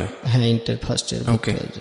তো ওখানে একটা কলেজের তথ্য নিলাম যে কেমন লাগে এরকম। আমি তখন 2700 টাকা মতো ভর্তিতে লাগবে। আমি ওখান থেকে এই 2700 টাকা জমানো আমার একটা তখন উদ্দেশ্য হয়ে গেল যে ভর্তি হইতে হলে তো আমার টাকা তো জোগাড় করতে হবে। তা আমি খেয়ে না খেয়ে সবার কাছ থেকে অনুরোধ করে টিপস নিয়ে ওই টাকা আমি 2900 টাকা মতো ওখানে এক ভাই ছিল তার কাছে আমি জমা রাখতাম ওই হোটেলে। তো ভর্তি কনফার্ম করছি আমি হলো ঢাকা কমার্শিয়াল কলেজ ধানমন্ডি এই জায়গায়। ওকে। এই চতুর সাইড ঘুরে আমি এখানেই দেখছি একটা কম, আবার ওই স্কুলটা দেখলাম যে একটা বাগান টাগার মতো, তো সরকারি, তাইলে তো অনেক সুযোগ সুবিধা পাবো। তো তখন আমি কমার্সের ব্যাকগ্রাউন্ডে ছিলাম, তা আবার এটা কমার্শিয়াল কলেজ ছিল। তো ওখানে গিয়ে তথ্য নিলাম যে 2700 টাকা লাগবে। আমি খুব খুশি যে এই টাকা তো আমার কাছে আছে, আমি এখানে ভর্তি হইতে পারবো। তো স্কুলটা তত জাঁকজমক, কলেজটা তত জাঁকজমক দেখলাম না, বললাম যে তাইলে মনে হয় এখানে আমার একটু সুযোগ টুযোগ হবে। তো দারোয়ানের কাছ থেকে আমি সব তথ্য নিলাম কেমনে কি করণ যায়। তো ফর্মও আমি কিনে নিয়ে গেলাম, গিয়ে খুব খুশি ওই হোটেলে ফেরত গেলাম। ভর্তি ফর্ম? হ্যাঁ, ভর্তি ফর্ম নিয়ে গেলাম। তো ওখানে খুব আনন্দ লাগে যে আমি ভর্তি হব। ভর্তি হয়ে ওখানে যাওয়ার পরে সেই যে ভাইয়ের কাছ থেকে আমি টাকাটা জমা রাখছিলাম, গিয়ে দেখি উনি ওখান থেকে টাকা পয়সা নিয়ে চলে গেছে চাকরি বাকরি ছেড়ে। তো ওই ভাইরে অনেক খুঁজে বেড়াইছি যে ভাই আমার টাকাটা লাগবে। ম্যানেজারে বললাম যে ভাই এরকম আমি তো ওনার কাছে টাকা রাখছিলাম। তো যাক, ওনাকে আমি আর খুঁজে পাই নাই। তো সেইবারও আমার আর টাকার জোগাড় হয় নাই, ওই বছরও আমার ড্রপ আউট আছে। শুধু এইটুকুর জন্য আপনার এই একটা বছর ড্রপ আউট? তো পরে ওই জায়গায় আর ওই ওনার যে ম্যানেজার জীবন গল্প, প্রিয় শ্রোতা, এটা উনি বলে যাচ্ছেন ধারাবাহিকভাবে, কিন্তু আপনারা যদি অনুভব করতে পারেন একটা রাতের কষ্ট, একটা মোমেন্টের কষ্ট, একটা দিনের কষ্ট, তাহলে ওনার জীবন গল্প দিয়ে একটা সিনেমা বানানো সম্ভব। It's a story, unbelievable story. এই জন্যই আমরা বলি জীবন নাটকের চেয়েও নাটকীয়। যখন টাকাটা নিয়ে গেল তখন আমি অনেক ওই ম্যানেজারে বললাম যে ভাই এরকম, ওনার কাছ থেকে তো আমি টাকা জমা রাখছি।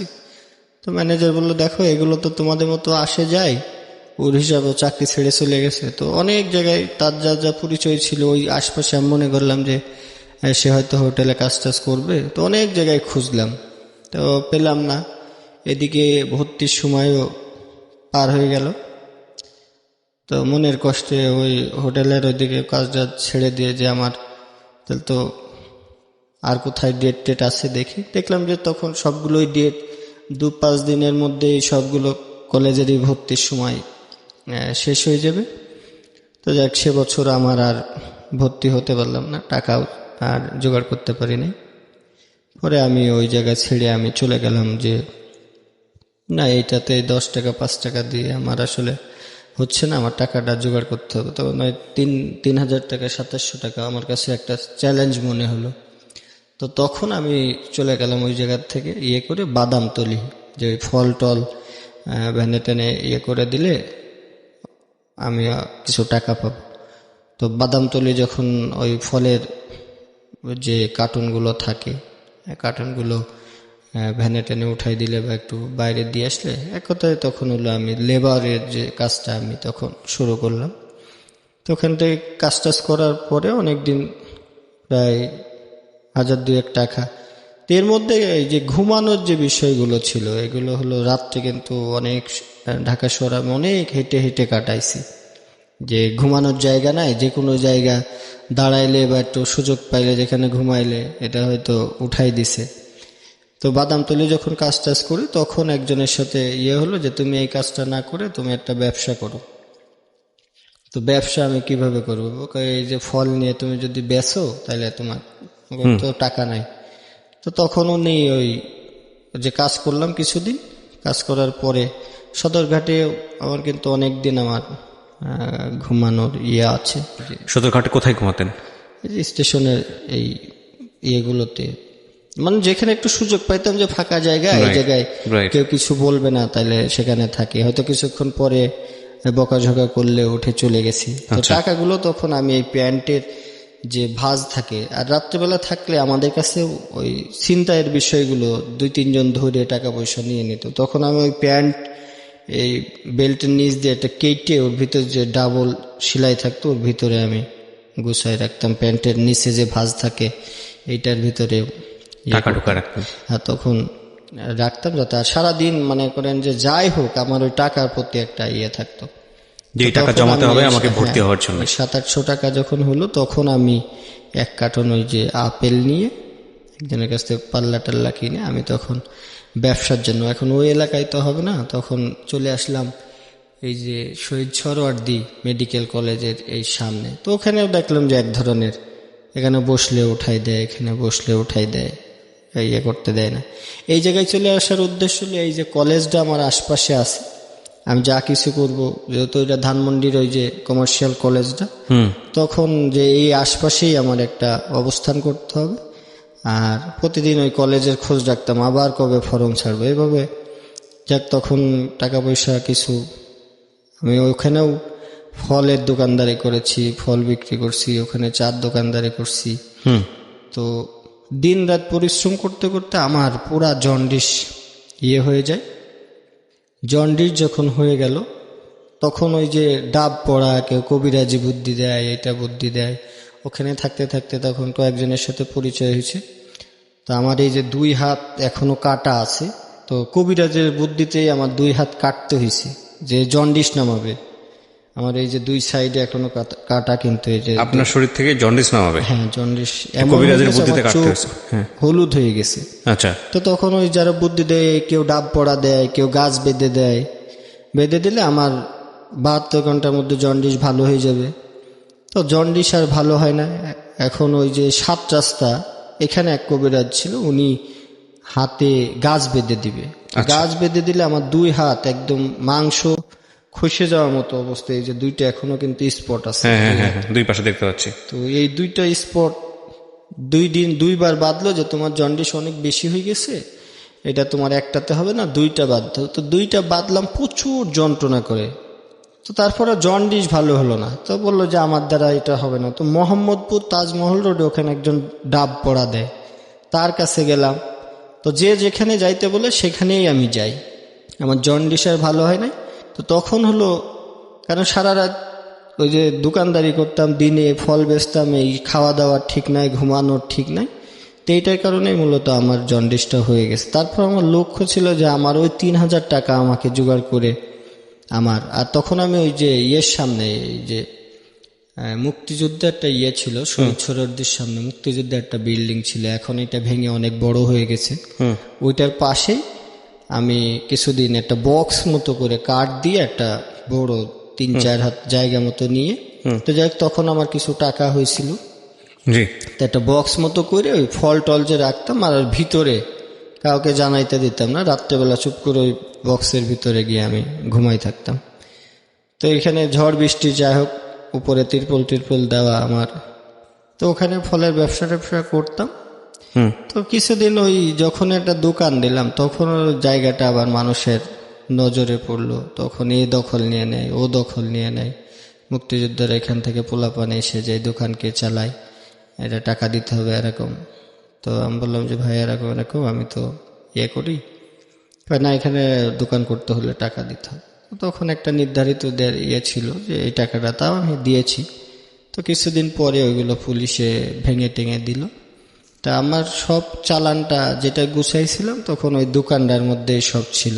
তো পুলিশে ভেঙে দিল, ফলটল ওখান থেকে নিয়ে চলে গেল। তখন আবার আমি শূন্য হয়ে গেলাম। তো তখন যেন জীবনের গতিপথটাই যে না, এভাবে তো আসলে আর মানে তখনও আপনি ইন্টারমিডিয়েটে ভর্তি হতে পারেননি? না, তখন তো ওই যে টাকা মেরে দেওয়ার পরে তো আমার আর সুযোগ হয় না। এখন এই আশপাশেই রয়েছি। তো ফলের দোকান ওইগুলো যখন ভেঙে দিল তখন আর আমার হলো না, মনটা খুব খারাপ হয়ে গেল যে এখন কি করব। তখন একটা এই যে ফার্ম গেটের এই জায়গায় একটা স্টুডিওতে আমি কাজ নিলাম। তো স্টুডিওতে কাজ নিলে তো উনি আমার বেতন ধরলো তখন 1600 টাকা। তা 1600 টাকা নিজের খাইতে হবে, থাকতে হবে। তো তারপরেও যেহেতু এখন আর পুঁজিপাটটা নেই, তো কি করব।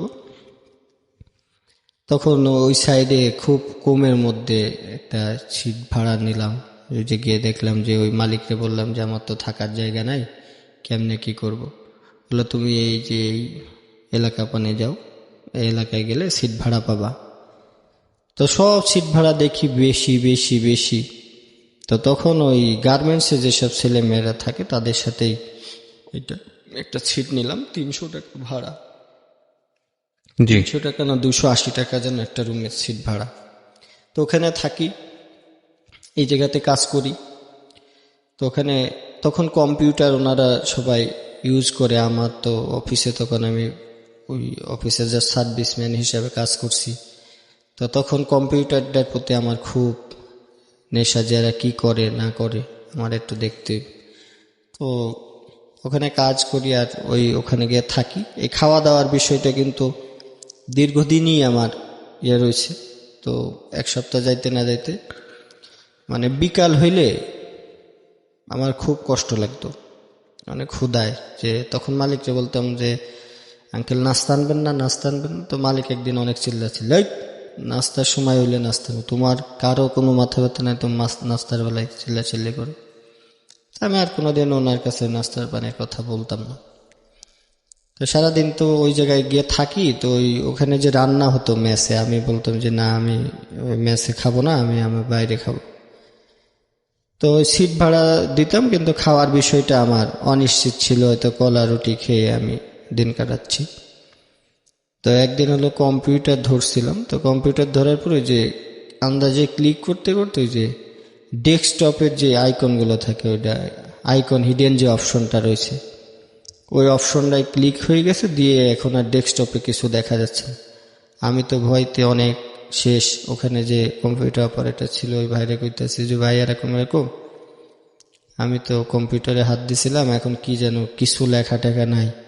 তো উনি একটা সুযোগ নিল, কয়তো তুমি কম্পিউটার তো নষ্ট করে লইছস, ভাইরাস ধরছে, তুই হ্যান করছস ত্যান করছস। তা আমি ওনার পা ধরছি যে ভাই আপনি মালিককে বললেন না, আমার চাকরিটা খুব না, এটা তো অনেক ঝামেলা আছে, ভাইরাসে সব খেয়াল হয়েছে, এগুলো আনতে হইলে তো খরচ আছে।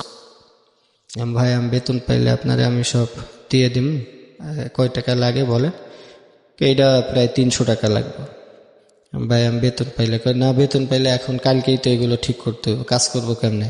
তো ওই ফটোশপের আইকনগুলো যেগুলো থাকে ওই যে ক্লিক করলে এখন তো বুঝি, তো ওই আইকনগুলো জাস্ট হিডেন রয়েছে, আর একটা রিফ্রেশ দিলে হয়তো চলে আসতো। তখন তার এটি জানতাম না। তো বললো যে তুই আর কোন দিন কম্পিউটার ধরবি? আমি না ভাই ধরবো না, এবার মতো মাফ করে দেন। ঠিক আছে, আমি 300 টাকা দিচ্ছি, দিয়ে এটা ঠিক করে আনতেছি, তুই মালিকের কাছ থেকে টাকা নিয়ে আমার আজকে কালকের মধ্যে। তো মালিকেরকে অনেক রিকোয়েস্ট করে যে আঙ্কেল আমার 300 টাকা লাগবে। তো কয় তুমি কাজ করছো কয়দিন, টাকা তো এইভাবে অ্যাডভান্স দেওয়া যাবে না। তো মালিকও দেয় না। ওনারাও বলি যে ভাই আপনি একটু, আমি তো টাকা দিয়ে কম্পিউটার ঠিক করছি। তো উনি যা কি করে আর একজনকে ডাক দিল। এটাই তো বন্ধুরে অন্য কাজের জন্য ডাক দিছে, কিন্তু আমারে বলছে যে এটা ঠিক করার জন্য ডাক দিছে। তো উনি আমার কাছ থেকে 300 টাকা ওই সময়, আমি 17-18 দিন পরে যখন টাকা পাই ওনাকে দিছি। দেওয়ার পরে আর আমি কোনোদিন কম্পিউটার ধরি নাই। তো তখন আমার মনে হলো যে এই কম্পিউটারটা আমার শিখতে হবে। তো এখন 9টায় আমার ডিউটি হয় ওই স্টুডিওতে। আর এদিকে স্টুডিও উনি মাঝে মাঝে ভিডিও করতে পাঠায়, এইটা করতে পাঠায়। তো ডিউটি ছিল সকাল 9টা থেকে রাত্র 10টা পর্যন্ত দোকান খোলা থাকবে। এরপরেও আমার উনি 10টা 11টা পর্যন্ত আমাকে খাটাইছে। তো খাটানোর পরে তখনও কিছু মনে করি নাই। তখন মনে হতো যে কম্পিউটারটা জানলে ওই যে অপারেটর ভাইয়ের যে বেতন, তখন ওই অপারেটরের বেতন ছিল মানে 2800 টাকা, 2800 বা 3200। আমি যদি শিখতে পারতাম ওই অপারেটরের কত রেসপেক্ট করে মালিক, তার যা বলে তাই শুনে। আর আমার তখন মনের মধ্যে আমার খুব কষ্ট যে কম্পিউটারটা যদি আমি জানতাম, তো ওনার কাছে জানতে চাইতাম যে ভাই এটা কি দিয়ে কাজ করেন, কেমনে করেন। তো উনি এগুলো শিখাইতে চাইতো না। তাই এগুলো বহুত কঠিন কাজ, আমরা এটার ইঞ্জিনিয়ার ইডা সিডা বলে আমাকে দাবায় রাখতো যে এটা করো ওইটা করো। আমরা মূলত অফিসে এখন যেগুলো করি, যে পিয়ন টিয়ন বা যারা সহকারী থাকে তাদেরকে যারা ভালো এক্সপার্ট আছে এরা সহজেই এখনও আমাদের ভিতরে এই কাজগুলো করে, যে সে শিখে গেলে হয়তো আমার কদর কমে যাবে। কিন্তু আসলে আমি জানি না এগুলো কতটুকু সত্য। তো ওনারা যখন কাজ করতো মনে হতো কম্পিউটারটা কি যেন একটা জিনিস, তারা আমাকে ধরতেই দেয় না, আশপাশে আসতেই দেয় না। যদি একদিন কম্পিউটার অনটাও আমাকে করতে বলছে, তা আমার সে খুশি মনে হয় আর পৃথিবীতে কেউ হয়নি, যে আজকে কম্পিউটারটা তো অন্তত আমি অন করতে পারছি। তো তখন করলাম যে ওই ডিউটি শেষে ছুটি, তখন মানুষ যখন খুব বেশি অসহায় হয় তখন সমাজের সব মানুষই সুযোগ নেয়। ওনাদের সপ্তাহে একদিন ছুটি আছে, কিন্তু আমি 30 দিনই আমাকে ডিউটি করতে হয়, 30 দিনই ডিউটি করতে হয়। তো এরকম 3-4 মাস ওখানে ডিউটি করার পরে আমি কিছু টাকা ওখানে জমানোর পরে যে ওই জায়গাতে আমি আর চাকরি করব না। তো তখন আমি এই ফার্মগেট এই এরিয়া ছেড়ে চলে গেলাম মিরপুর 10-এ। মিরপুরে কাজ করার পরে ওখানে আমার কিছু প্রমোশন হলো, যে আমি যেহেতু একটা স্টুডিওতে কাজ করেছি, ওই জায়গায় আমি মিরপুর ডিজিটাল কালার ল্যাব ওইটার নাম। তো ওখানে আমি কাজ যখন জয়েন করলাম, যে স্টুডিওর কোনো কাজই তো আমি পারি না, ছবি টবিগুলো তুলতে পারি, এইগুলো একটু ভালো আমার জানা আছে। তো ওখান থেকে একটা আসলো যে আমি কম্পিউটারটা, তখন একটা ভাই ছিল যে এরকম, তখন শুধু ছবিটা কাটতে পারলেই হলো আর প্রিন্টটা দিতে পারলে, এইটাই একটা স্টুডিওর বড় একটা প্রসেসিং ছিল। তো আমি এক ভাই ছিল ইঞ্জিনিয়ার ফুজির, ওনাকে আমার কাছে টাকা ছিল তখন 700, ওনাকে আমি দিলাম যে ভাই আপনি আপনার পায়ে পড়ি, আপনি আমার এই কাজটা শিখাই দেন। শিখাই দিলে আমার এখানে আমি যে কয়দিন আসি, দেখো আমি তো থাকবো না, বাইরে চলে যাবো, আমি তোমাকে শিখাই দেবো লালন, তোমার আমি কথা দিচ্ছি। আমাকে ভাই প্লিজ, ঠিক আছে তুমি কাজের সময়, মালিক থাকলে তো ঝামেলা করবে, তখন মালিক যখন না থাকবে, ভাই এটা একদম সহজ কাজ, তুমি শুধু মাউসটা ঘোরানো আগে শিখো, এরপরে আমি বাকিগুলো। তো উনি যাই হোক আমাকে একটু সুযোগ দিল, পরে কম্পিউটারটা উনি আমাকে শিখাইছে ছবি টবি এডিট করা। এরপরেই যাই হোক আমি একটু তখনই হলো সমাজে একটু দাঁড়াইলাম, তখন আমি ওই জায়গায় বেতন পাই। বেতন পাওয়ার পরে যেহেতু আমি এখানে পিয়ন হিসাবে কাজ জয়েন করলাম, তো ওই জায়গায় যেহেতু আমি মর্যাদা পাবো না, হালকা একটু কম্পিউটার যেহেতু শিখছি, তখন আমি ওই জায়গায় শিফট করে আবার চলে গেলাম ওই যে মিরপুর 1-এর ওই সাইডে এশিয়া স্টুডিও নামে এখনো আছে ওইটা, ওখানে আমি কাজ জয়েন করলাম। তখন ওরা আমার বেতন ধরলো 3800 টাকা, একটু প্রমোশন আরও একটা হলো। তো তখন যাক এইভাবে করতে করতে 1 বছর পরে আমি কলেজে ভর্তির আবার সুযোগ আসলো। তখন আমি বাসা ওই সাইডে না নিয়ে, যেহেতু এই ফার্ম গেটে আমি তখন থাকতাম তেজকুনি পাড়াতে, তো তখন আমি ওই ঢাকা কমার্শিয়াল কলেজে ভর্তি হওয়ার সুযোগ পাইলাম। সুযোগ পেয়ে এখন ওই মালিক তো সেই আবার ক্লাসে যাওয়ার ঝামেলা জটিলতা তৈরি হয়ে গেল।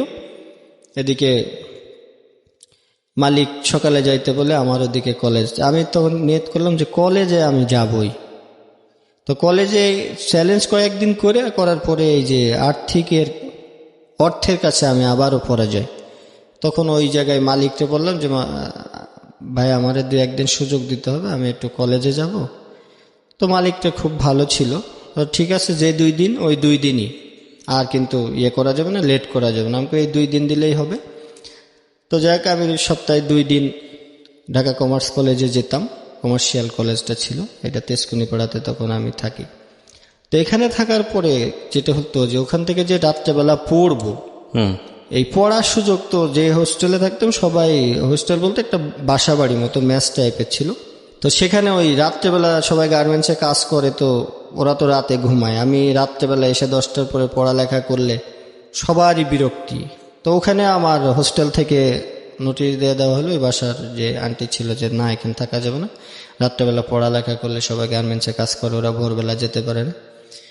তো ওখান থেকে প্রায় যেই পড়াটা শুরু করলাম তখন আবার এই আবাসন যে স্থানটা ওইটা আমাকে ত্যাগ করতে হলো। একদিন ঝগড়া বিবাদ করে আমাকে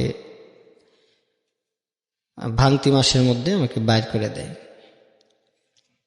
যে এখানে তো থাকা যাবে না এইভাবে। আর উনি ঢাকা শহরের সবাই একটু প্রফেশনাল, তো সেখানেও আবার যেহেতু ঢাকা শহরে ম্যাচ পাওয়া যায়, আমি অন্য জায়গায় ম্যাচ নিলাম, ওই 4-5 দিন পরে জটিলতা। তো তখন চিন্তা করলাম যে বাসার সাথে যেখানে ওই মানে রোডের যে লাইটগুলো জ্বলে এমন একটা বাসা নিব যাতে ওই লাইটের এটা আমি জানলার পাশে যাতে থাকলে, এইটা খুঁজে মনের মতো তো আসলে বাসা পাওয়াও কষ্ট। তো গরমের মধ্যে লেপ বা খাতারটা গায়ে দিয়ে আমি এরকম আলো করেও আমি পড়ালেখা আমি করেছি। তো এই কলেজেও টিচাররা কিন্তু সেই 7-8 যে ঘটনাগুলো এখানেও ক্লাসে যায় না, অপমান অপদস্থ। তো আমি খ শাখায় ছিলাম, আমার রোল ছিল এখানে 90 আর 91 ছিল আর একটা মেয়ে। তো মেয়েটা একটু পাগলি টাইপের ছিল আর কি, সবাই বলতো। তোর সাথে আমার খুব মিল, ওর কাছ থেকে আমি তথ্য নিতাম, আর এখানে তো যাওয়া হয় নাই। তো যাক, প্রথম পরীক্ষা দিতে এসে পরীক্ষা দিয়ে যখন ইন্টারমিডিয়েট ফার্স্ট ইয়ার শেষ হয়ে যাবে, পরীক্ষা দিয়েছি আমি, কিন্তু আমার সব খাতায় দেখাইছে অ্যাবসেন্ট। তো আমি রেজাল্ট নিতে গিয়ে দেখি যে আমি পরীক্ষায় বলে দিই না, আমি টোটাল ফেল। তো আমি সে প্রিন্সিপাল স্যারের কাছে আমি গিয়ে বললাম যে স্যার আমি পরীক্ষা দিছি। কয় না তোমার তো প্রেজেন্টই তো নাই। আমি স্যার প্রেজেন্ট নাই, ঠিক আছে স্যার আমি কাজ করি এই জন্য স্যার আমি আসতে পারি নাই। তো ওই স্যারটার এটা আমার মনে হয় ভাগ্যটা অনেকটা ভালো। তো ওই স্যার আমার কোনো কথাবার্তা শুনলো না, যে সব স্যারে কি তোমাকে ফেল দিছে। আমি কই স্যার দেখেন শুধু একটা সিগনেচার না স্যার, আমি অনেক পড়ে তারপরে এতগুলো সাবজেক্ট পরীক্ষা দিছি স্যার, কোনোভাবে একটা সুস্থ মানুষের পক্ষে এই ভুল হবে। উনি আমার কথা শুনে নেয়, যেহেতু আমি ক্লাসে যাই না, এইটা একটা আমার সবচাইতে বড় অপরাধ যে আমি ক্লাসে যাই না। তো স্যার আমার কথা শুনে নাই। তো ওখানে এখন ওই স্যারটার হয়তো আমার ওইবার রেজাল্ট হয় নাই, 7-8 দিন পরে আমার ভাগ্যটা খুবই ভালো আমি বলবো, ওখানে নতুন প্রিন্সিপাল স্যার আসলো। এই ঘটনাটা কিন্তু আমার এর আগের লাইফেও একবার ঘটেছে। তো স্যার সবাই ক্লাসে যাচ্ছে, সেকেন্ড ইয়ার উঠে গেছে, আমি ফার্স্ট ইয়ারে এখনো রেজাল্ট আটকানো। তো এই নতুন স্যার আসলে কিন্তু যে কোনো একটা হেড অফ ডিপার্টমেন্ট যদি কেউ থাকে, সে নতুন আসলে পরিবেশ অনেকটাই সে যাচাই বাছাই করার জন্য চেষ্টা করে। তা আমি ওই ওনার রুমের সামনে দিয়ে বারবার আপ ডাউন করি, দাঁড়ান তো ঢুকতে দেয় না, নতুন স্যার আসছে। তো উনি ফলো করে যে যখন উনি নামাজের সময় বাইরে হবে তখন ধরছি স্যার এরকম এরকম, তুমি কি কলেজের স্টুডেন্ট? আমি জি স্যার। কি সমস্যা, তুমি ক্লাসে না গিয়ে? আমি কই স্যার আমার ফার্স্ট ইয়ারে আমি পরীক্ষা দিছি, কিন্তু সব স্যার আমাকে অ্যাবসেন্ট দেখাইছে, আমি পরীক্ষা দিই নাই। পরে কয় তুমি কথা কি বুঝে বলতেছো, স্যারদের বিরুদ্ধে কথা বলতেছো, স্যারদের সাথে কি তোমার শত্রুতা আছে? আমি না স্যার আমি পরীক্ষা দিছি। পরীক্ষা দিলে তোমার এক স্যারে হয়তো অ্যাবসেন্ট দেখাবে, আর অ্যাবসেন্ট দেখানো হয়তো ফেল করছো তাই জন্য হয়তো ফেল দেখাইছে, অ্যাবসেন্ট দেখাইছে বলছে কি? আমি স্যার গণহারে সবগুলোতেই আমাকে অ্যাবসেন্ট দেখানো হয়েছে। পরে বললো যে তুমি এখানে দাঁড়াইলো, দিয়ে আমার যে পরীক্ষার সময় হাজিরা খাতা, ওই খাতাটা নিয়ে আসেন। পিয়নরে বললো নিয়ে আসতে। তা স্যার ওর খাতার কি অবস্থা দেখেন তো, হাজিরা খাতে দেখলো যে সই আছে। আমাকে আমার পিছনে এই ছিল, আমাকে এই ছিল, আমি এইভাবে স্যার পরীক্ষা দিছি। তো বললো ফেল করবে কেন, তুমি যদি ফেল করো তাইলে হয়তো। তো যেহেতু পুরান খাতা, অনেক দিন আগে রেজাল্ট পাবলিশ হয়েছে, মানে তো অনেক দিনে গ্যাপ পড়ে গেছে। তো স্যার তো আমার সাথে অনেক রাগারাগি। আর একটা স্যার আছে, উনি আমাদের অ্যাকাউন্টিং নিত, ওই স্যার এসে তো আমাকে ইচ্ছা মতো বকাবকি, বেয়াদব ছেলে তুমি কলেজে আসো না, আবার এখানে ঝামেলা তৈরি করছো, পরীক্ষায় হয়তো দেও নাই, ক্লাসে যে আসার সুযোগ পায় না, সে পরীক্ষা দিল কিভাবে? আমি না স্যার আমি পরীক্ষা দিছি। তো ওই স্যার তো প্রশ্ন করলো, যদি পরীক্ষায় না দেয় তাহলে খাতায় সই আসলো কিভাবে? আপনারা খাতা দেখি ওর খাতাগুলো নিয়ে আসেন। তো সবগুলো সাবজেক্টের খাতা উনি চেয়ে পাঠাইলো। স্যাররাই নাম্বারিং করছে অনেক, আমার একটাতেও এ গ্রেডের নিচে নাই ওই সময়তেই, সবগুলোতেই। স্যার তখন বলল যে আপনারা এটা কেন করছেন? তো তখন স্যারদের সাথে একটা উনি অনেক রাগারাগি করলো যে সে ক্লাসে আসে না, ঠিক আছে, তার তো ন্যায্য, আপনারাই নাম্বারিং করছেন এই খাতায়। তো তারপরে সবগুলো গণহারে সেই ছেলে ফেল করে, কিভাবে আপনারা কোন যুক্তিতে এটা দিলেন? তো উনি অনেক বকাবকি করার পরে আমাদের ওই কলেজে ভালো রেজাল্ট করলো, ওই যে টাকাটা আমি জমা দিছি ওই টাকাটা আবার রিটার্ন করার সুযোগ ওই কলেজে আছে। তো প্রিন্সিপাল স্যার যখন আমি হলো রেজাল্ট ভালো দেখলো, উনি দেখার পরে বললো যে তুমি এ যাবৎকাল কত টাকা জমা দিছো, সব টাকাগুলো আমি বৃত্তি হিসেবে উনি আমাকে করে দিল। যে এরপরে ওই যে স্যারের উনি অপমান করছিল, ওই স্যার ক্লাসের মধ্যে আমাকে খুব অপমান করছে সবার সামনে। দু একদিন গেলে পারে অনেক বেশি কথা বলতো। তো তখন আমি বললাম যে স্যার, অর্থের মাপকাঠিতে যদি পরিমাপ করেন, হয়তো এখানে সবাই আপনার কাছে অনেক বেশি ট্যালেন্ট, কিন্তু এই আপনার যে ক্লাসে যেসব ছাত্রছাত্রী আছে, আপনি ক্লাসের বাইরে গিয়ে কোনো একটা ছেলেকে আমার সাথে কথা বলে বা যুক্তিতর্ক উপস্থাপন করে যদি আপনার তাদেরকে ট্যালেন্ট মনে হয়, তখন আপনি আমার বলেন। তো স্যার তখন আমাকে ক্লাস থেকে অনেক বকাবকি করে বাইর করে দেয় যে তুমি আমার ক্লাস করবে না। Exactly, he is a born fighter. ও যে কথাটা বলেছে দুটো জায়গা থেকে ইম্পর্টেন্ট। একটা হচ্ছে প্রথম যে ঘটনাটা ঘটলো সেটাতে আপনারা দেখবেন যে ও শুধু চেষ্টা করে গেছে, তারপর ও লাক ওর ফেভারে ছিল না, কিন্তু ও গিভ আপ করেনি, এবং তারপর আল্লাহ ওকে পুরস্কারটা দিয়েছে, এবং সেই পুরস্কারটা হচ্ছে ও রেজাল্টও হাতে পেয়েছে এবং স্কলারশিপও পেয়ে গিয়েছে, কারণ ও গিভ আপ করেনি। এবং এমন তো হতে পারতো যে হেডমাস্টারটা বদলি হয়নি, এমনও তো হতে পারতো। মানে যেটা সিনেমাটিক তার চেয়েও বড় সিনেমাটিক হচ্ছে লাইফ। আর সেকেন্ডটা হচ্ছে ও যেটা টিচারকে বলেছে যে কোনো স্টুডেন্টকে আপনি আমার সাথে প্র্যাকটিক্যাল ফিল্ডে আনেন, কারণ প্র্যাকটিক্যাল ফিল্ডে বাস্তব জীবনে ওর যে এক্সপিরিয়েন্স, সেই এক্সপিরিয়েন্সের ধারে কাছেও কেউ ছিল না ওই সময় ক্লাসে। ওর কথাটা 100% সঠিক। জি বলেন। তো তখন আমি ওখান থেকে করি, যা স্যারদের কোনো সময় স্যারদের সাথে ওই ধরনের করি নাই জীবনে। ওই দিনকেই আমি একটা প্রতিবাদ করছিলাম। তো তাকে এভাবে, যেহেতু আমার প্রিন্সিপাল স্যার এর কাছে গেলাম যে স্যার এরকম এরকম, পরে উনি একদিন সবাইকে ডেকে বলল যে দেখেন, যে হয়তো কর্ম করে পড়ালেখা করার সুযোগ চাচ্ছে, আপনারা এটা করেন না, এগুলো ভালো জিনিস না। তো যাই হোক, তারপরে হলো আমার সাথে আর ওই ধরনের স্যারদের সাথেও ক্লাসেও দেখা হয় নাই, আর আমি ক্লাসে যেতেও পারি নাই। তো যাক, যেভাবে হোক ইন্টারমিডিয়েট হলো। ইন্টারমিডিয়েট আমার ওই যে ডাক্তার মালিকা বিশ্ববিদ্যালয়ে ওখানে পড়ছিল। তো অ্যাকাউন্টিংয়ের দিন আমার যে ওই একটা ফ্রেন্ড ছিল পিছনে, ও বারবার বলতেছিল যে তুই আমার এই হিসাব বিজ্ঞানটা দেখাবি, ওর সাথে আমার একটা কন্টাক্টই ছিল, ঠিক আছে তোকে দেখাবো। তো হিসাব বিজ্ঞানটা আমি অনেক ভালো পারতাম, কারণ কমার্সেও আমি ছিলাম। 9-10 যখন পড়েছি তখন আমি কমার্সে ছিলাম। তো ওকে দেখাইতে গিয়ে আমার দুর্ভাগ্যবশত আমার থিওরি লেখার পরে অঙ্ক 2-1 করার পর ওকে দেখাইতে গিয়ে আমার খাতাটা কেড়ে নেয়। হ্যাঁ, হলে আমার খাতাটা কেড়ে নিছে।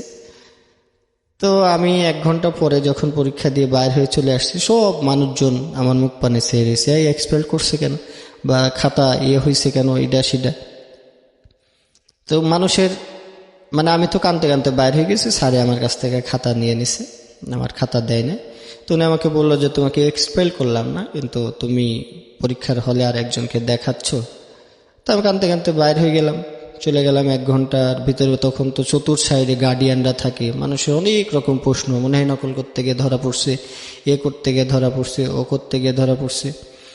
তো তারপর যাক, ওখান থেকে বাইর হইলাম, রেজাল্টটাও অন্যান্য পরীক্ষাগুলো দিলাম চুপচাপ। যে দেওয়ার পরে তখন আমার এই হলো 2009 সালে আমার ইন্টারমিডিয়েট শেষ হলো। তখন আমার 2টা ডিগ্রি অর্জন হয়ে গেল। এরপর থেকে আমি যে পিছনের যে পারিপার্শ্বিক অবস্থানগুলো চিন্তা করলাম, করার পরে আমি এই পথ শিশুদের নিয়ে আমি তখন কাজ করা শুরু করলাম। তখন যে টাকাটা পাইতাম তার অধিকাংশই আমি এই পথ শিশুদের, তখন মনে হতো যে এত কিছু করে, আমি তো এখন ইন্টারমিডিয়েট পাস করছি, আমি তো সমাজে এখন যে কেউ আমাকে একটা শিক্ষিত ছেলে বলবে, আমাকে আর নেগলেক্ট করার কোনো সুযোগ নাই। আমি সবার কাছে গিয়ে বলতে পারবো যে আমি পাস করছি, যেহেতু আমার 2টা ডিগ্রি অর্জন হয়ে গেছে। তো তখন আমি এই পথ শিশুদের নিয়ে কাজ করার চেষ্টা করলাম, যে ওদেরকেও যদি, এর ভিতরে অনেক ধরনের অপরাধ রয়ে গেছে যারা মানুষ, আমি এর ভিতরে হয়তো বলতে ভুলে গেছি যে একদিন ওই রোডে থাকার কারণে আমাকে চোর সাব্যস্ত করে আমি প্রায় 3 দিন একজনের বাসায় আমাকে আটকায় রেখে অনেক মারধর করছিল। সেটা সামান্য ফলের দোকানই ছিল, যে আমি ওই যে ঘুমাইতাম তো ফল হারিয়ে গেছিল, তো সে মনে করতো যে আমি হয়তো, যেহেতু আমার দোকান ছিল, আমি মনে হয় চুরি টুরি করছি। তো সেটা হয়তো তাদের অনেকে বোঝানোর চেষ্টা করছি। আর সবসময় কি করতাম যে আমার পিছনের, আমার কোনো ক্লাসে আমার বন্ধু বান্ধবরে কিন্তু আমার এই ধরনের অবস্থার কথা, আমার ড্রেসের কথা বা আমার খাওয়া দাওয়ার কথা বা আমার থাকার Right, এই প্রশ্নটা আমাদেরও আছে। কোনোদিন কারো কাছে আমি share এবং করি নাই। হিন্দু তারা, করি নাই এই কারণে ধর্মে। যে তারা অনেক বেশি ছোট ভাববে। তো ইন্টারমিডিয়েটটা পাশ করার পরে যখন আমি পথ শিশুদের নিয়ে কাজ করতাম, তখনও মানুষ অনেক ধরনের কথা বলছে যে নিজেই তো ইয়ে করতে পারে না, এটা আবার কি। তো তখন আমি তেজকুই পাড়ায় এই জায়গায়, ওই যে বস্তির ভিতরে ফার্মগেট, আনোয়ারা পার্ক, এখানে করলাম, পোলাপানদেরকে নিয়ে পড়াইতাম, তাদেরকে কিছু কিনে খাওয়ানোর চেষ্টা করতাম। আর ঈদগুলো যখন যায়, এর ভিতরে ঈদের সময় কিন্তু আমার কষ্টটা বেশি ছিল। হোস্টেলগুলো বন্ধ থাকতো ঈদের সময়, ঢাকাতেও কিন্তু হোটেল বন্ধ থাকে, হোস্টেলে থাকতে দেয় না একা আর কি, যে চুরি চুরি করে নিয়ে চলে যায় কিনা। তখন আমার ব্যাগের মধ্যে কলা রুটি মনে হয় আমার এই 12 বছরের জীবনের মধ্যে কলা রুটিটা অনেক, তার অর্ধেক অংশই মনে হয় আমার শরীরের সাথে জড়িয়ে রয়েছে। কলা রুটি আমার ব্যাগের মধ্যে এটা কমন জিনিস থাকতো। যখন ঈদের সময় সবাই চলে যায়, আমি শুধু তখন রাস্তার থেকে এক মাথার থেকে আরেক মাথা, আমার এমনও আছে ফার্মগেট থেকে আমি একদম গাবতলী, মতিঝুল, আমাকে হেঁটে যাওয়ার অভ্যাস আছে, যে মানুষ কি করতেছে দেখব, আবার একই সাথে সময়টাও শেষ করব। যেখানে লাইট বেশি থাকে সেই সব জায়গাগুলোতে আমি রাত্রি যাপন বেশি করতাম, একটু কৌতূহল টাইপের। যেমন ওই মতিঝিলের ওই সাইডগুলোতে রাতারাতি অনেক লোকজনের আসা যাওয়া, স্টেশনগুলোতে হাঁটতেছি, তখন ভয় ছিল যে এক জায়গায় দাঁড়ায় থাকলে পুলিশে ধরে, মানুষ প্রশ্ন করে, আর আমি যদি সোজা রোটে হাঁটা শুরু করি তাহলে আমাকে কেউ ধরবে না। মানে যখন এই যে ঈদের সময় হাঁটার সবাই আনন্দ উল্লাস করে, তখন ঈদের সময় মনে করেন যে আমি মুখ লুকায়া থাকার জন্য চেষ্টা করতাম। এমন একটা সাইডে গিয়ে বসে বসে, এই যে জিয়া উদ্যানে অনেক বসে বসে কাটাইছি, পানি নিয়ে যেতাম গিয়ে ওখানেই। আবার মনে হতো সন্ধ্যার পরে হোস্টেল তো বন্ধ, কবে 3 দিন শেষ হবে আবার হোস্টেলে ফেরত আসবো। এভাবে তখন তো দুর্বল ছিলাম, হোস্টেলে যারা ছিল তাদেরকেও জোর করে কিছু বলতে পারতাম না। একবার এক খালারে বলছিলাম যে খালা আমি থাকি, হ্যাঁ তুমি বাসায় থাকবা, চুরি করে নিয়ে চলে গেলে তুমি একা, এগুলো থাকা যাবে না, সবাই 3 দিন পরে আসবে, তুমিও 3 দিন পরে আসো। তো তখন থেকে একটা নিলাম যে আমি যদি এদেরকে সুযোগ করে দিতে পারি, অনেক জায়গাতে হয়তো মুখে বলা হয় যে সুবিধা বঞ্চিতরাই বরাবরই বঞ্চিত হয়, আর যারা সুবিধা ভোগ করে তারাই সুবিধাগুলো বেশি পায়। আমরা কোথাও গেলে পরে যখন আমি অসহায়, তখন আমার কথা কেউই শুনে না, আর যার টাকা আছে পয়সা আছে তাদের সুপারিশেরও অভাব থাকে না। তখন আমি এই যে পথ শিশুদের নিয়ে কাজ করতাম, ওদের কিছু খাওয়া, আর ওদের কষ্টটা একটা খাবার দিলে যখন আমি ক্ষুধার্ত ছিলাম, তখন যদি কেউ আমাকে একবেলা খাওয়াইছে, মনে হয়েছে পৃথিবীতে ওই আমার সবচাইতে আপনজন। আমি তখন এই পথ শিশুদের নিয়ে, যখন আমার কিছু টাকা হয়, তখন এই সব টাকা নিয়েই আমি এই পথ শিশুদের জন্য তাদের ড্রেস কিনা বলেন, তাদের খাবার, হয়তো ক্ষুদ্র পরিসরে, হয়তো 20 টাকা 30 টাকা বা 50 টাকার বিস্কিট কিনেই আমার স্কুল শুরু হয়। কত সালে এটা? 2009 সালে। 9 সালে। তো সপ্তাহে একদিন দেওয়ার জন্য চেষ্টা করতাম, তারপরে আস্তে আস্তে দেখলাম যে অনেকে এই কাজটাকে সাধুবাদ জানায়, উৎসাহ দেয়।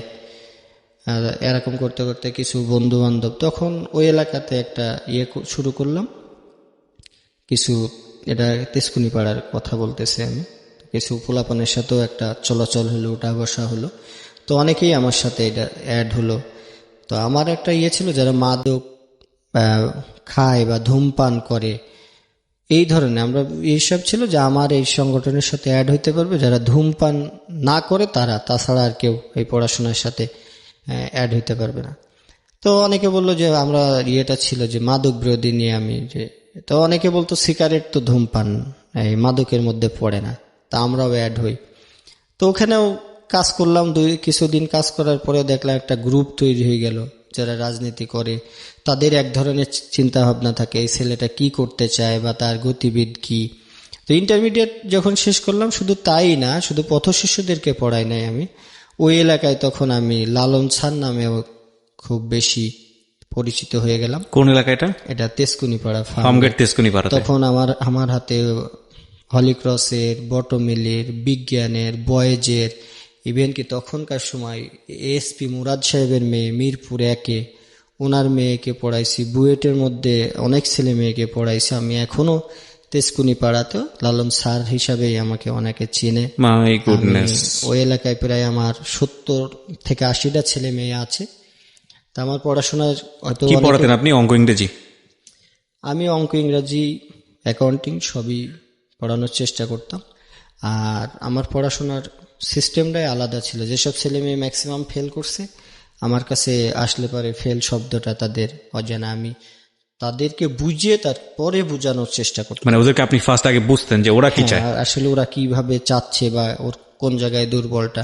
আমি সবসময় এইটা বলতাম যে এই যে ফেজ ইন্ডেক্স অফ মাইন্ড, তাদের অনেক সময় আছে যে রুট লেভেলে যারা থাকে বা একদম নর্মাল ফ্যামিলি, অনেক টিচার আছে যে সে পারে না, কিছুই বুঝাইতে পারে না, অথচ সে মারে। আমি সবসময় যে টিচাররা কোন স্টুডেন্টকে ধমক দেয় বা মারধর বেশি করে, আমি মনে মনে ক্যালকুলেশন করতাম যে এই টিচারটার ভিতরে দুর্বলতা আছে। একটা ছাত্রছাত্রীকে পড়াইতে হলে ধমক দেওয়া বা মারার কোনো প্রয়োজন পড়ে না। তো ওখানে আমি অনেক ছেলে মেয়েকে পড়াইতাম। তখন মনে হলো যে আমি আলাদা একটা ইয়েতে যাব। তো সব ছেলে মেয়ে তখন ওই গার্ডিয়ানদের কাছে, টাকার আমার তখন দরকার ছিল, অনেক জায়গায় পড়াইতাম। ছেলে মেয়ের সব মানে ফ্রি করতে করতে টোটালটা একটা প্রচার হয়ে গেল যে লালন ছাত্র ফ্রিই পড়ায়। অথচ দেখা যাচ্ছে আমি হোস্টেল ভাড়া দিতে পারি না, খাবার টাকাও নাই। তো একটা যন্ত্রণা। তখন আমি একটা স্টার কোচিং সেন্টার নামে আমার ওই যে রুমটাতে ছিলাম, এখন ওই যে রুমের একটা যন্ত্রণা ছিল দেখে তখন আমি একটা রুম নিয়ে ওই এলাকাতে থাকি। ওই রুমের মধ্যে সারাদিন আমার ছেলে মেয়ে লেখাপড়া বা সবাই রাত্র 10টা 11টা 12টা পর্যন্ত আমার কাছে ছেলে মেয়ে পড়তে আসতো। তাই এরকম করতে করতে তো আমি তখন নাম দিলাম স্টার কোচিং সেন্টার। তা যাই হোক, তখন আমি একটা ভালোই টিচার হিসাবে, কিন্তু 2-3 মাস 4 মাস যাওয়ার পরে ওই বাসা ভাড়া দেওয়ার আর সুযোগ আমার নাই, টাকা পয়সাও নাই, কারণ সবাই পড়ে যায়, আমার কাছে কেউ টাকা দেয় না। স্যার হিসেবে তখন কারো কাছে আমি টাকা চাইতেও পারি না। কিন্তু আমার 70-80 জন স্টুডেন্ট, সব ভালো ভালো ফ্যামিলির ছেলে মেয়েও পড়ে। কিন্তু তখন এখন অফিস যেটা নিয়েছি সেটা তো আমার ভাড়া দিতে হবে, ভাড়া না দিলে তো আর আমি ওখানে থাকতে পারতেছি না। তা যাক, আস্তে আস্তে ওই কোচিং সেন্টারটা আমি তখন ওই যে এসপি মুরাদ সাহেবের মেয়েকে যখন পড়াইতে যাইতাম মিরপুর, ওনার কাছ থেকে কিছু টাকা পাইতাম। তো বাইরের তখন টিউশনি নেওয়া শুরু করলাম, যে তখন আর এই কোচিং সেন্টারটা আমি ধরে রাখতে পারলাম না। এরপরেই আমার হলো এইবার ভর্তি হতে হবে আমার অনার্স। এখান থেকে তো টাকা পাচ্ছি না, আবার অনার্সে ভর্তি হতে হবে। তো অনার্সে ভর্তি হব, তখন হলো যে ওই কাজগুলো করতে গিয়ে দেখতাম যে যখন বস্তির মধ্যে যেতাম অনেক মানুষ নির্যাতিত হয়, বা সুদের ব্যবসা সুদের উপর যারা টাকা নেয় তাদের উপর কি ধরনের অত্যাচার হয়। তো এইগুলো ক্যালকুলেশন করতে করতে মেন্টালিটিটা পুরাটাই ঘুরে গেল। তো তখন আমার চিন্তা ভাবনা হলো যে না, আমি যদি এদের পাশে যদি আমি দাঁড়াইতে পারতাম তাইলে মনে হয়, তখন ছোটবেলায় স্বপ্ন ছিল ডাক্তার হব, যে মানুষকে সেবা করব। এখন মনে হলো যে এদের পাশে দাঁড়াইতে পারে কারা, বা কি করলে প্রশাসনকে কিভাবে এদের পাশে এদের সহযোগিতা করে। অনেক ধরনের ইয়াবা ব্যবসা বলেন, তখন তো ইয়াবা ছিল না, এই যে হিরোইন টিরোইন ইডা সিডা এটা প্রকাশ্যে বিক্রি হচ্ছে, তারপরেও প্রতিবাদ করার, এইটার জন্য একটা ফ্যামিলিতে মারামারি কাটাকাটি, অথচ প্রশাসন তো সবই জানে। তাইলে এক শ্রেণীর লোককে তারা আগে ধরে নিয়ে যাচ্ছে, যে রোডের পাশে হিরোইন বেচে বা গাঁজা বেচে তাকে ধরে নিয়ে যাচ্ছেন। যে এই হিরোইন বা গাঁজাটা এই সমাজে সাপ্লাই দিচ্ছে তাকে কিন্তু ধরে না। তার সাথেই দেখবেন যে প্রশাসনের বা সমাজের ঊর্ধ্বতন ব্যক্তিদের উঠা বসা, কারণ টাকার কাছে মানে সবাই কিন্তু নত হয়ে গেছে। তো তখন হলো আমি এই কার্যক্রমটা আস্তে আস্তে ভাবে চালাইতে থাকি, পথ শিশুদের নিয়ে কাজ করি। তখন তেজকুনিপাড়ায় একটা স্কুল ইস্টাবলিশ করে ফেললাম, এরকম টিন শেড দিয়ে। সেই স্কুলটাও কিছুদিন পরে ওই জায়গায় যারা ব্যবসা ট্যাবসা করে বা ইয়াবা ব্যবসা ট্যাবসা, তখন তো মানে এক কথা কি মাদক ব্যবসা যারা করে তারা ওই জায়গাটা দখল করে নিল। তো তখন আমার আবার একটা শত্রু তৈরি হয়ে গেল। শত্রু কি টাইপের?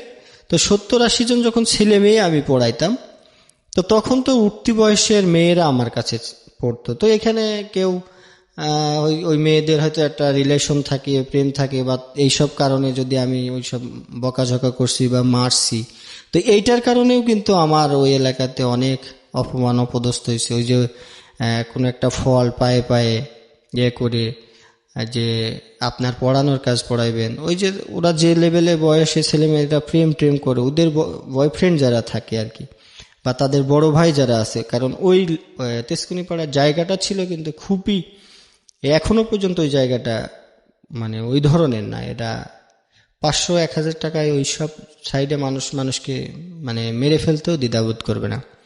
তো যে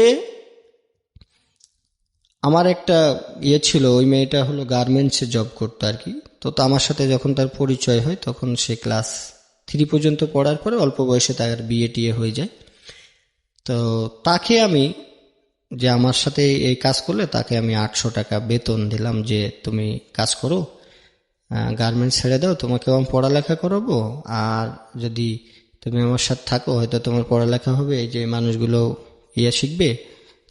তো তাকে আমি প্রতিদিন পড়াইতাম, পড়ানোর পরে ওকে 800 টাকা বেতন দিল। ওই মেয়েটাও অনেক বেশি পরিশ্রম করছে আমার কাজের সাথে, ছেলে মেয়েদেরকে পড়ানো। তো তখন আমরা চিন্তা করলাম যে আমাদের তো কোনো সোর্স অফ ইনকাম নাই, তাহলে আমরা কিভাবে এটা করা যায়। তো তখন আমি ওই মেডিকেলের blood test, diabetes test, pressure, এইগুলো একদিন জিয়া উদ্যানে গেছি, তখন দেখি যে এগুলো করে এই যে জিয়া উদ্যান। তো আমি তখন আমার লক্ষ্য ছিল যে না, এরা তো করতেছে, এটা কি হিসাবে করে। তো ওখানে গিয়ে আমি কয়েকদিন ঘোরাঘুরি করে নিজেই তাদের টেস্টগুলো দেখার চেষ্টা করতাম। তো একদিন এগুলো সবই শিখা হলো। শিখার পরে এগুলো কোথায় পাবো, কিভাবে পাবো, ওই মেয়েটাকে নিয়ে আমি বললাম যে এইগুলো নিয়ে যদি আমরা জিয়া উদ্যানে কাজ করি তাহলে তো আমরা কিছু আয় করতে পারবো সেইটা দিয়ে। তো যাক, ওই মেয়েটার সাথে সর্বশেষ আমার সম্পর্কটা যখন সে মনে হয় এবার ইন্টার পাস করছে, আমি তার হাতে করে অনেকেরই, আমি ওই লেভেলেও যারা ছিল তাদের, এরকম সমাজে অনেকেই আছে যাদেরকে এমন মুক্ত হতে নিজের টাকা দিয়েও ভর্তি করে দিয়েছি, পড়াইছি। তো একটা আপনি হলো একটা সমাজের মধ্যে যখন একটা মেয়েকে সাপোর্ট দিতে যাবেন, এটার কিন্তু বড় ধরনের একটা ইফেক্ট আপনার ঘাড়ের উপর পড়ে যায়, যে ওর কি লাভ, ওর কি স্বার্থ। তো ওই মেয়েটার সাথে, ওই মেয়েটাকে সব তখন বলেছিলাম যে কখনোই একটা জিনিস আমার সাথে মিথ্যা বলবা না, আর যদি তুমি ইয়ে করতে চাও তাহলে কখনো যেহেতু প্রেমটা করো না, তাইলে হয়তো আমাদের এই কাজের উপরে বড় ধরনের ইফেক্ট পড়বে। তো মেয়েটা যখন লেখাপড়া ম্যাট্রিকটা পাশ করলো, তখন তার চাহিদাটা সে আর নিজেকে আর কি কন্ট্রোল করতে পারলো না। তোর কারণে কিন্তু আমি ওই জায়গাতে প্রচুর মার খাইছি। মানে ও আপনাকে লাভ করতো না, ও আমাকে লাভ করতো না, ও একটা ছেলের সাথে প্রেম করতো। তো বাড়িওয়ালা যে ছিল সে আমার কাছে অভিযোগ দিছে যে এরকম আপনার ওই মেয়েটা কিন্তু প্রেম করে, এরকম একটা ছেলে কিন্তু তার। তা আমি বললাম যে না, ওর হয়তো এরকম কেউ হবে।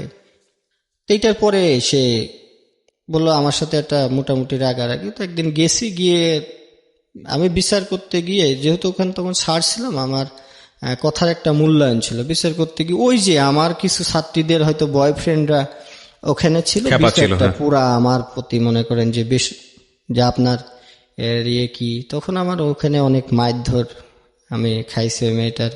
তো তারপরে ওইসব কারো প্রতি আমার কিন্তু কোনো ক্ষোভ নাই। যে তখন ওই মেয়েটাকে বলে আসলাম যে দেখো, তুমি হয়তো একটা জীবনে শিক্ষা দিলা, এটাও আমার একটা শিক্ষা, এটা আমি অর্জন করে গেলাম।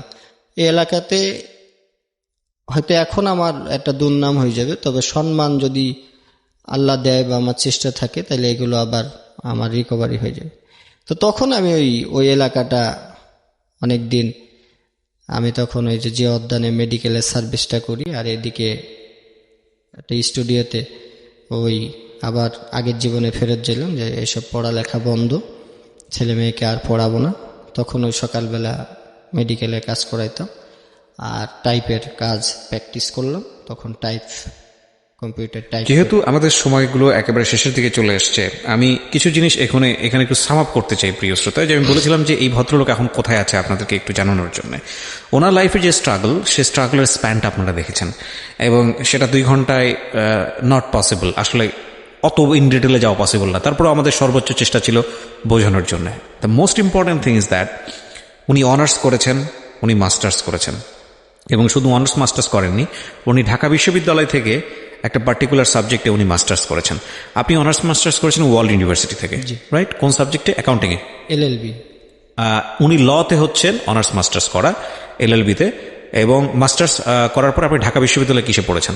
আমি ওখানে ওই ভিকটিমোলজি অ্যান্ড রেস্টোরেটিভ জাস্টিসের উপরে মাস্টার্স করেছেন। ভিকটিমদের নিয়ে কাজ করতে পারি, এই ধরনের রিলেটেড সাবজেক্ট। এক্স্যাক্টলি। এবং উনি নিজে যেভাবে ভিকটিম হয়েছেন, ওনার সবচেয়ে বড় সাফল্যের জায়গা হচ্ছে উনি বাংলাদেশে যারা এরকম শিশু আছেন, পথ শিশু থেকে শুরু করে যারা এরকম ভিকটিম আছেন, তাদেরকে নিয়ে উনি 9 বছর যাবৎ কাজ করছেন। এবং সেই কাজের রেজাল্টটা কি দাঁড়িয়েছে আপনাদেরকে একটু ছোট করে ওনার মুখ থেকে শোনাই। আপনার সংগঠন বা ইন ডিটেল যদি এখন বলেন যে আপনি কি সার্ভিসটা দেন আসলে। আমি এখন হলো 1 টাকার বিনিময়ে 1 টাকার বিনিময়ে শিক্ষা, চিকিৎসা আর তাদের খাদ্য আর বস্ত্রের ব্যবস্থাটা করছি। আমার ঢাকাতে এখন ওভারঅল 5টা অফিস আছে, সেখান থেকে আমার অনেক ভলেন্টিয়াররা আছে। আমি বাণিজ্য মেলাতেও 4 বার বিনামূল্যে একটা স্বাস্থ্যসেবা ক্যাম্পও আমি দিয়েছি, যেখানে প্রতিদিন 5 থেকে 7 হাজার মানুষ আমাদের কাছ থেকে বিনামূল্যে সেবা নিয়েছে। এটার নামটা কি? এই অপরূপ বাংলাদেশ। অপরূপ বাংলাদেশের ব্যানারে আমি কাজটা করি। আর কত ভলেন্টিয়ার আছে আপনার এই প্রতিষ্ঠানের? আমার এখন 1/2 শতাধিকের বেশি আর কি ভলেন্টিয়ার যারা এখানে রেগুলার সার্ভিস দেয়। কত লোক সেবা পায় এখানে মান্থলি? এটা হলো আমাদের সেবাটা টোটাল ফ্রি অফ কস্টে থাকে। তো সেখানে আমাদের যে সীমাবদ্ধতা আছে, ওইভাবে আমরা এমনও দিন গেছে যে যখন ভালো থাকে, তো তখন প্রতিদিন সবগুলো কেন্দ্র মিলে আমার ঢাকাতে 53টা থানাতেই আমাদের ফ্রি সার্ভিসের ব্যবস্থা আমরা করেছি। তো প্রতিদিন আমরা 1200 থেকে 1400 লোকের টার্গেট থাকে। আর আমাদের একটা বড় পার্ট হলো আমার প্রায় 4.5 লক্ষ এখন ব্লাড ডোনারের একটা লিস্ট আছে আপনার কাছে। হ্যাঁ, যে কেউ চাইলে আমাদের কাছ থেকে ফ্রি অফ কস্টে ব্লাড নিতে পারে। ব্লাড ডোনার আমরা প্রোভাইড করে থাকি, এনি কাইন্ড অফ গ্রুপ। হ্যাঁ। তো আমাদের হলো ব্লাড নেওয়ার একটা শর্ত হলো যে ওই যে হসপিটালে ভর্তি আছে তার ডকুমেন্টস আমাদেরকে দেখাতে হবে বা ওয়ার্ড নাম্বার, এরপর আমাদেরকে মেসেজ করলে আমরা দিয়ে দিই। আর আমরা এখন বস্ত্র বিতরণ থেকে শুরু করে যে ডেইলি খাবারেরও একটা পার্ট আমরা রেখেছি, যে 1 টাকায় তাদের শিক্ষা, তাদের চিকিৎসা। এটা কি ডেইলি চলে? ডেইলি বললে আসলে ঠিক হবে না, কারণ আমার তো ওই ধরনের কোনো ফান্ড নাই। আমি এখন লয়ার প্র্যাকটিশনার, শিক্ষানবিশ আইনজীবী হিসেবে কোর্টে যাতায়াত করি, ইনকামও তো বেশি নাই। লোয়ার কোর্টে? হ্যাঁ। আচ্ছা। তো সেখান থেকে যা আয় আসে, আর আমরা ওই যে সেবাগুলো দিতে গেলে আমরা কিছু অনুদান পাই। মানুষ সেবা নিয়ে হয়তো কেউ খারাপ মন্তব্যও করে, কেউ ভালো মন্তব্য করে। অনেকেই যে অনুদানগুলো দিয়ে যায় 5 টাকা, 10 টাকা, 20 টাকা, 50 টাকা, 100 টাকা, সেখান থেকে আমরা এই অদ্যাবধি যা সেবা দিয়েছি সবগুলো ওই ফান্ড থেকেই আমরা এই সেবাগুলো দিতেছি। তো এই জন্য আমি বলি যে সেবামূলক কাজ করার জন্য আসলে অর্থের দরকার নাই, প্রত্যেকটা মানুষেরই সহযোগিতা এখানে থাকে।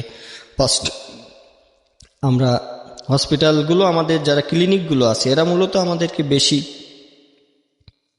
এন্টি থাকে, কারণ আমরা যখন ফ্রি সেবাগুলো দিতে যাই তারা বাধাগ্রস্ত করে। অনেক জায়গায় ক্যাম্প দিলে আমাদেরকে বসতে দেওয়া হয় নাই। আমি এবারও একটা ওই যে বঙ্গবন্ধু নগর সেবা কেন্দ্র নামে একটা অনুমোদনের জন্য ঢাকার বিভিন্ন জায়গাতে যে ফ্রি ক্যাম্প বসানোর জন্য 1 টাকায় সেবা, যেখানে মানুষ রেগুলার গিয়ে সেবাটা নিতে পারবে, এই ধরনের একটা অনুমোদনের জন্য প্রায় 6-7 মাস ধরে বিভিন্ন সিটি কর্পোরেশনের থেকে আমি চেষ্টা করতেছি, কিন্তু এখনও পাই নাই। দিচ্ছে না তারা বিভিন্ন অজুহাতে। কেন দিচ্ছে না, কি কারণে দিচ্ছে না আসলে জানি না। তো ঢাকা ডিএমপির থেকে আমার কাজ করার জন্য পারমিশন নেওয়া আছে। অনেক সময় ছেলে মেয়ে মেডিকেলে গেলে অনেকে প্রশ্ন করে যে মেডিকেল স্টুডেন্ট কিনা। আমরা যে ধরনের সার্ভিসগুলো দিই সব তো মেডিকেল স্টুডেন্ট দিয়ে আসলে কাজগুলো করানো যায় না। এটা আমরা সেবামূলক কাজের জন্য পাঠাইছি। এখানে মেডিকেলের একটা জটিলতা, বড় বড় প্রতিষ্ঠানের কাছে আমাদের পরাজিত হতে হয়। তারপরেও এখনো হাল ছাড়ি না। আমাদের সব ভলেন্টিয়ার যারা আছে তারা খুব স্মুথলি কাজ করতেছে। ঢাকার বিভিন্ন জায়গাতে আমরা প্রতিদিন খাবার দেওয়ার জন্য চেষ্টা করতেছি, বস্ত্র দেওয়ার জন্য চেষ্টা করি। তো খাবারটা দিলে পরে কি হয় যে ওই যারা কাজ করে তাদের আসলে ওই যে আমি জানি তো যে পেটের ক্ষুধা না মিটিয়ে কেউ শিক্ষা নিতে চায় না। এই জন্য আমি খাবারটা দিয়ে বলি যে 1 ঘন্টা পড়াশোনা করলে পরে আমরা খাবারটা দিব, যারা না পড়বে তাদেরকে খাবারটা দিব না। তো আমি যখন কষ্ট করছি খাবারের, তখন আমি বুঝছি যে খাবারটা দিলে পারে সে যে কোনো শর্ত মেনে নিতে রাজি। কারণ যারা পথে থাকে বা পথশিশু যারা, তারা মূলত খাবারটাকে বেশি প্রাধান্য দেয়, বস্ত্রটাকেও তারা এত বেশি গুরুত্ব দেয় না, শিক্ষাটাকেও তারা এত বেশি গুরুত্ব দেয় না। আমি তাদের ভিতরে একটা জনসচেতনতা তৈরির জন্য মূলত এই শিক্ষা এবং খাবারের ব্যবস্থাটা করার চেষ্টা করতেছি। ফাইন, আপনাকে আসলে কি প্রশ্ন করবো সে প্রশ্ন খুঁজে পাচ্ছি না, টু বি অনেস্ট। কারণ আপনাকে যত প্রশ্নই করবো আমি জানি যে সেই প্রশ্নগুলোর করে আপনার যে গল্পটা মানে এটা আসলে একটা সাগরের মধ্যে ছোট্ট একটা বালিকণার মতো হলো আজকে, এবং একদিনের গল্পই তো আসলে ঘন্টাখানেক পার হয়ে যাওয়ার কথা, যে কষ্ট আপনি জীবনে করেছেন।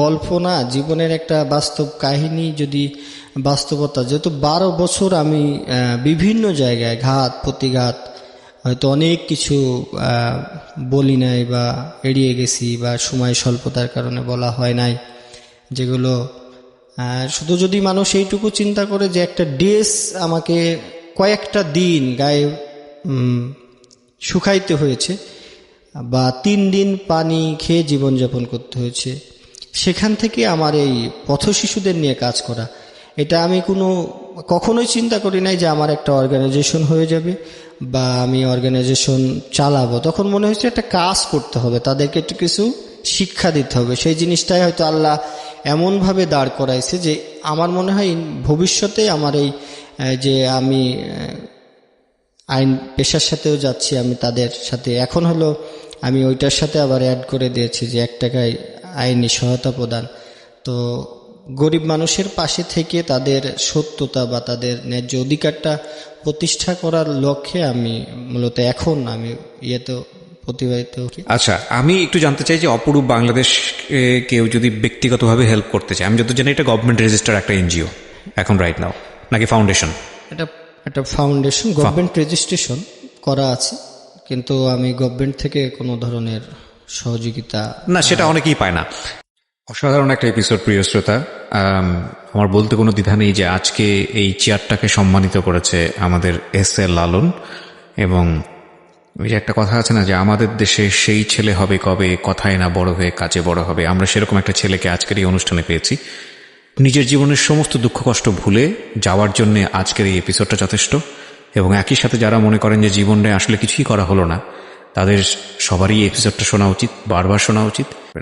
আমি আপনাকে ধন্যবাদ দিব না, কারণ এত জীবন গল্প বলার পরে এই গল্প আসলে ধন্যবাদ না, এই গল্প আসলে ওই যে কথা আছে না যে মানুষ সম্মানে মাথা নিচু হয়ে আসে, এরকম একটা অবস্থানে আপনি আছেন আমার জায়গাটা থেকে। আর আমি বিশ্বাস করি যে আপনার দ্বারা অনেক কিছু পাবে বাংলাদেশ। কারণ ওই যে একটা কথা আছে না যে খাঁটি সোনা সেটাই হয় যেটা আসলে পুড়তে থাকে, আগুনে পুড়তে পুড়তে সেই স্বর্ণটাই হচ্ছে খাঁটি স্বর্ণ। তো আপনি হচ্ছেন আগুনে পোড়া সেই মানুষ, এবং আপনি জানেন কষ্টটা কি, এবং সে কারণেই আপনি কষ্টটা কিভাবে লাঘব করতে হয় সেটাও আপনি জানেন। ইউ আর আনসাং হিরো, এবং একই সাথে ইউ আর রিয়েল হিরো। এবং আমি আমার এই অনুষ্ঠান থেকে, আমার লাখ লাখ শ্রোতা আছে দেশ এবং দেশের বাইরে যারা শোনেন, তাদের সবার পক্ষ থেকে আমি আপনাকে স্যালুট জানাই। আমাদের এস.এ. লালন এই সমাজে অনেক বেশি দরকার, অনেক অনেক বেশি দরকার। এবং আমরা এই বিশ্বাসটাও রাখি এই সমাজে অসংখ্য এস.এ. লালন নীরবে নিভৃতে কাজ করে যাচ্ছেন, যে কারণেই আমাদের দেশটা এখনও টিকে আছে, আমরা এখনও স্বপ্ন দেখতে পারি। আমাদের এই মানুষদের জয় হোক, এই মানুষরা সমাজের সর্বস্তরে সমস্ত জায়গায় আধিপত্য করুক, এই শুভ প্রত্যাশা নিয়ে আজকের এই অনুষ্ঠানটি এখানেই শেষ করছি। প্রিয় শ্রোতা, আপনারা ভালো থাকুন। যাবার বেলায় শুধু একটা কথাই বলতে চাই, আপনার ভেতরেও একজন এস.এ. লালন আছে, আপনি চাইলে সেটাকে জাগাতে পারেন। অনেক ভালো থাকুন।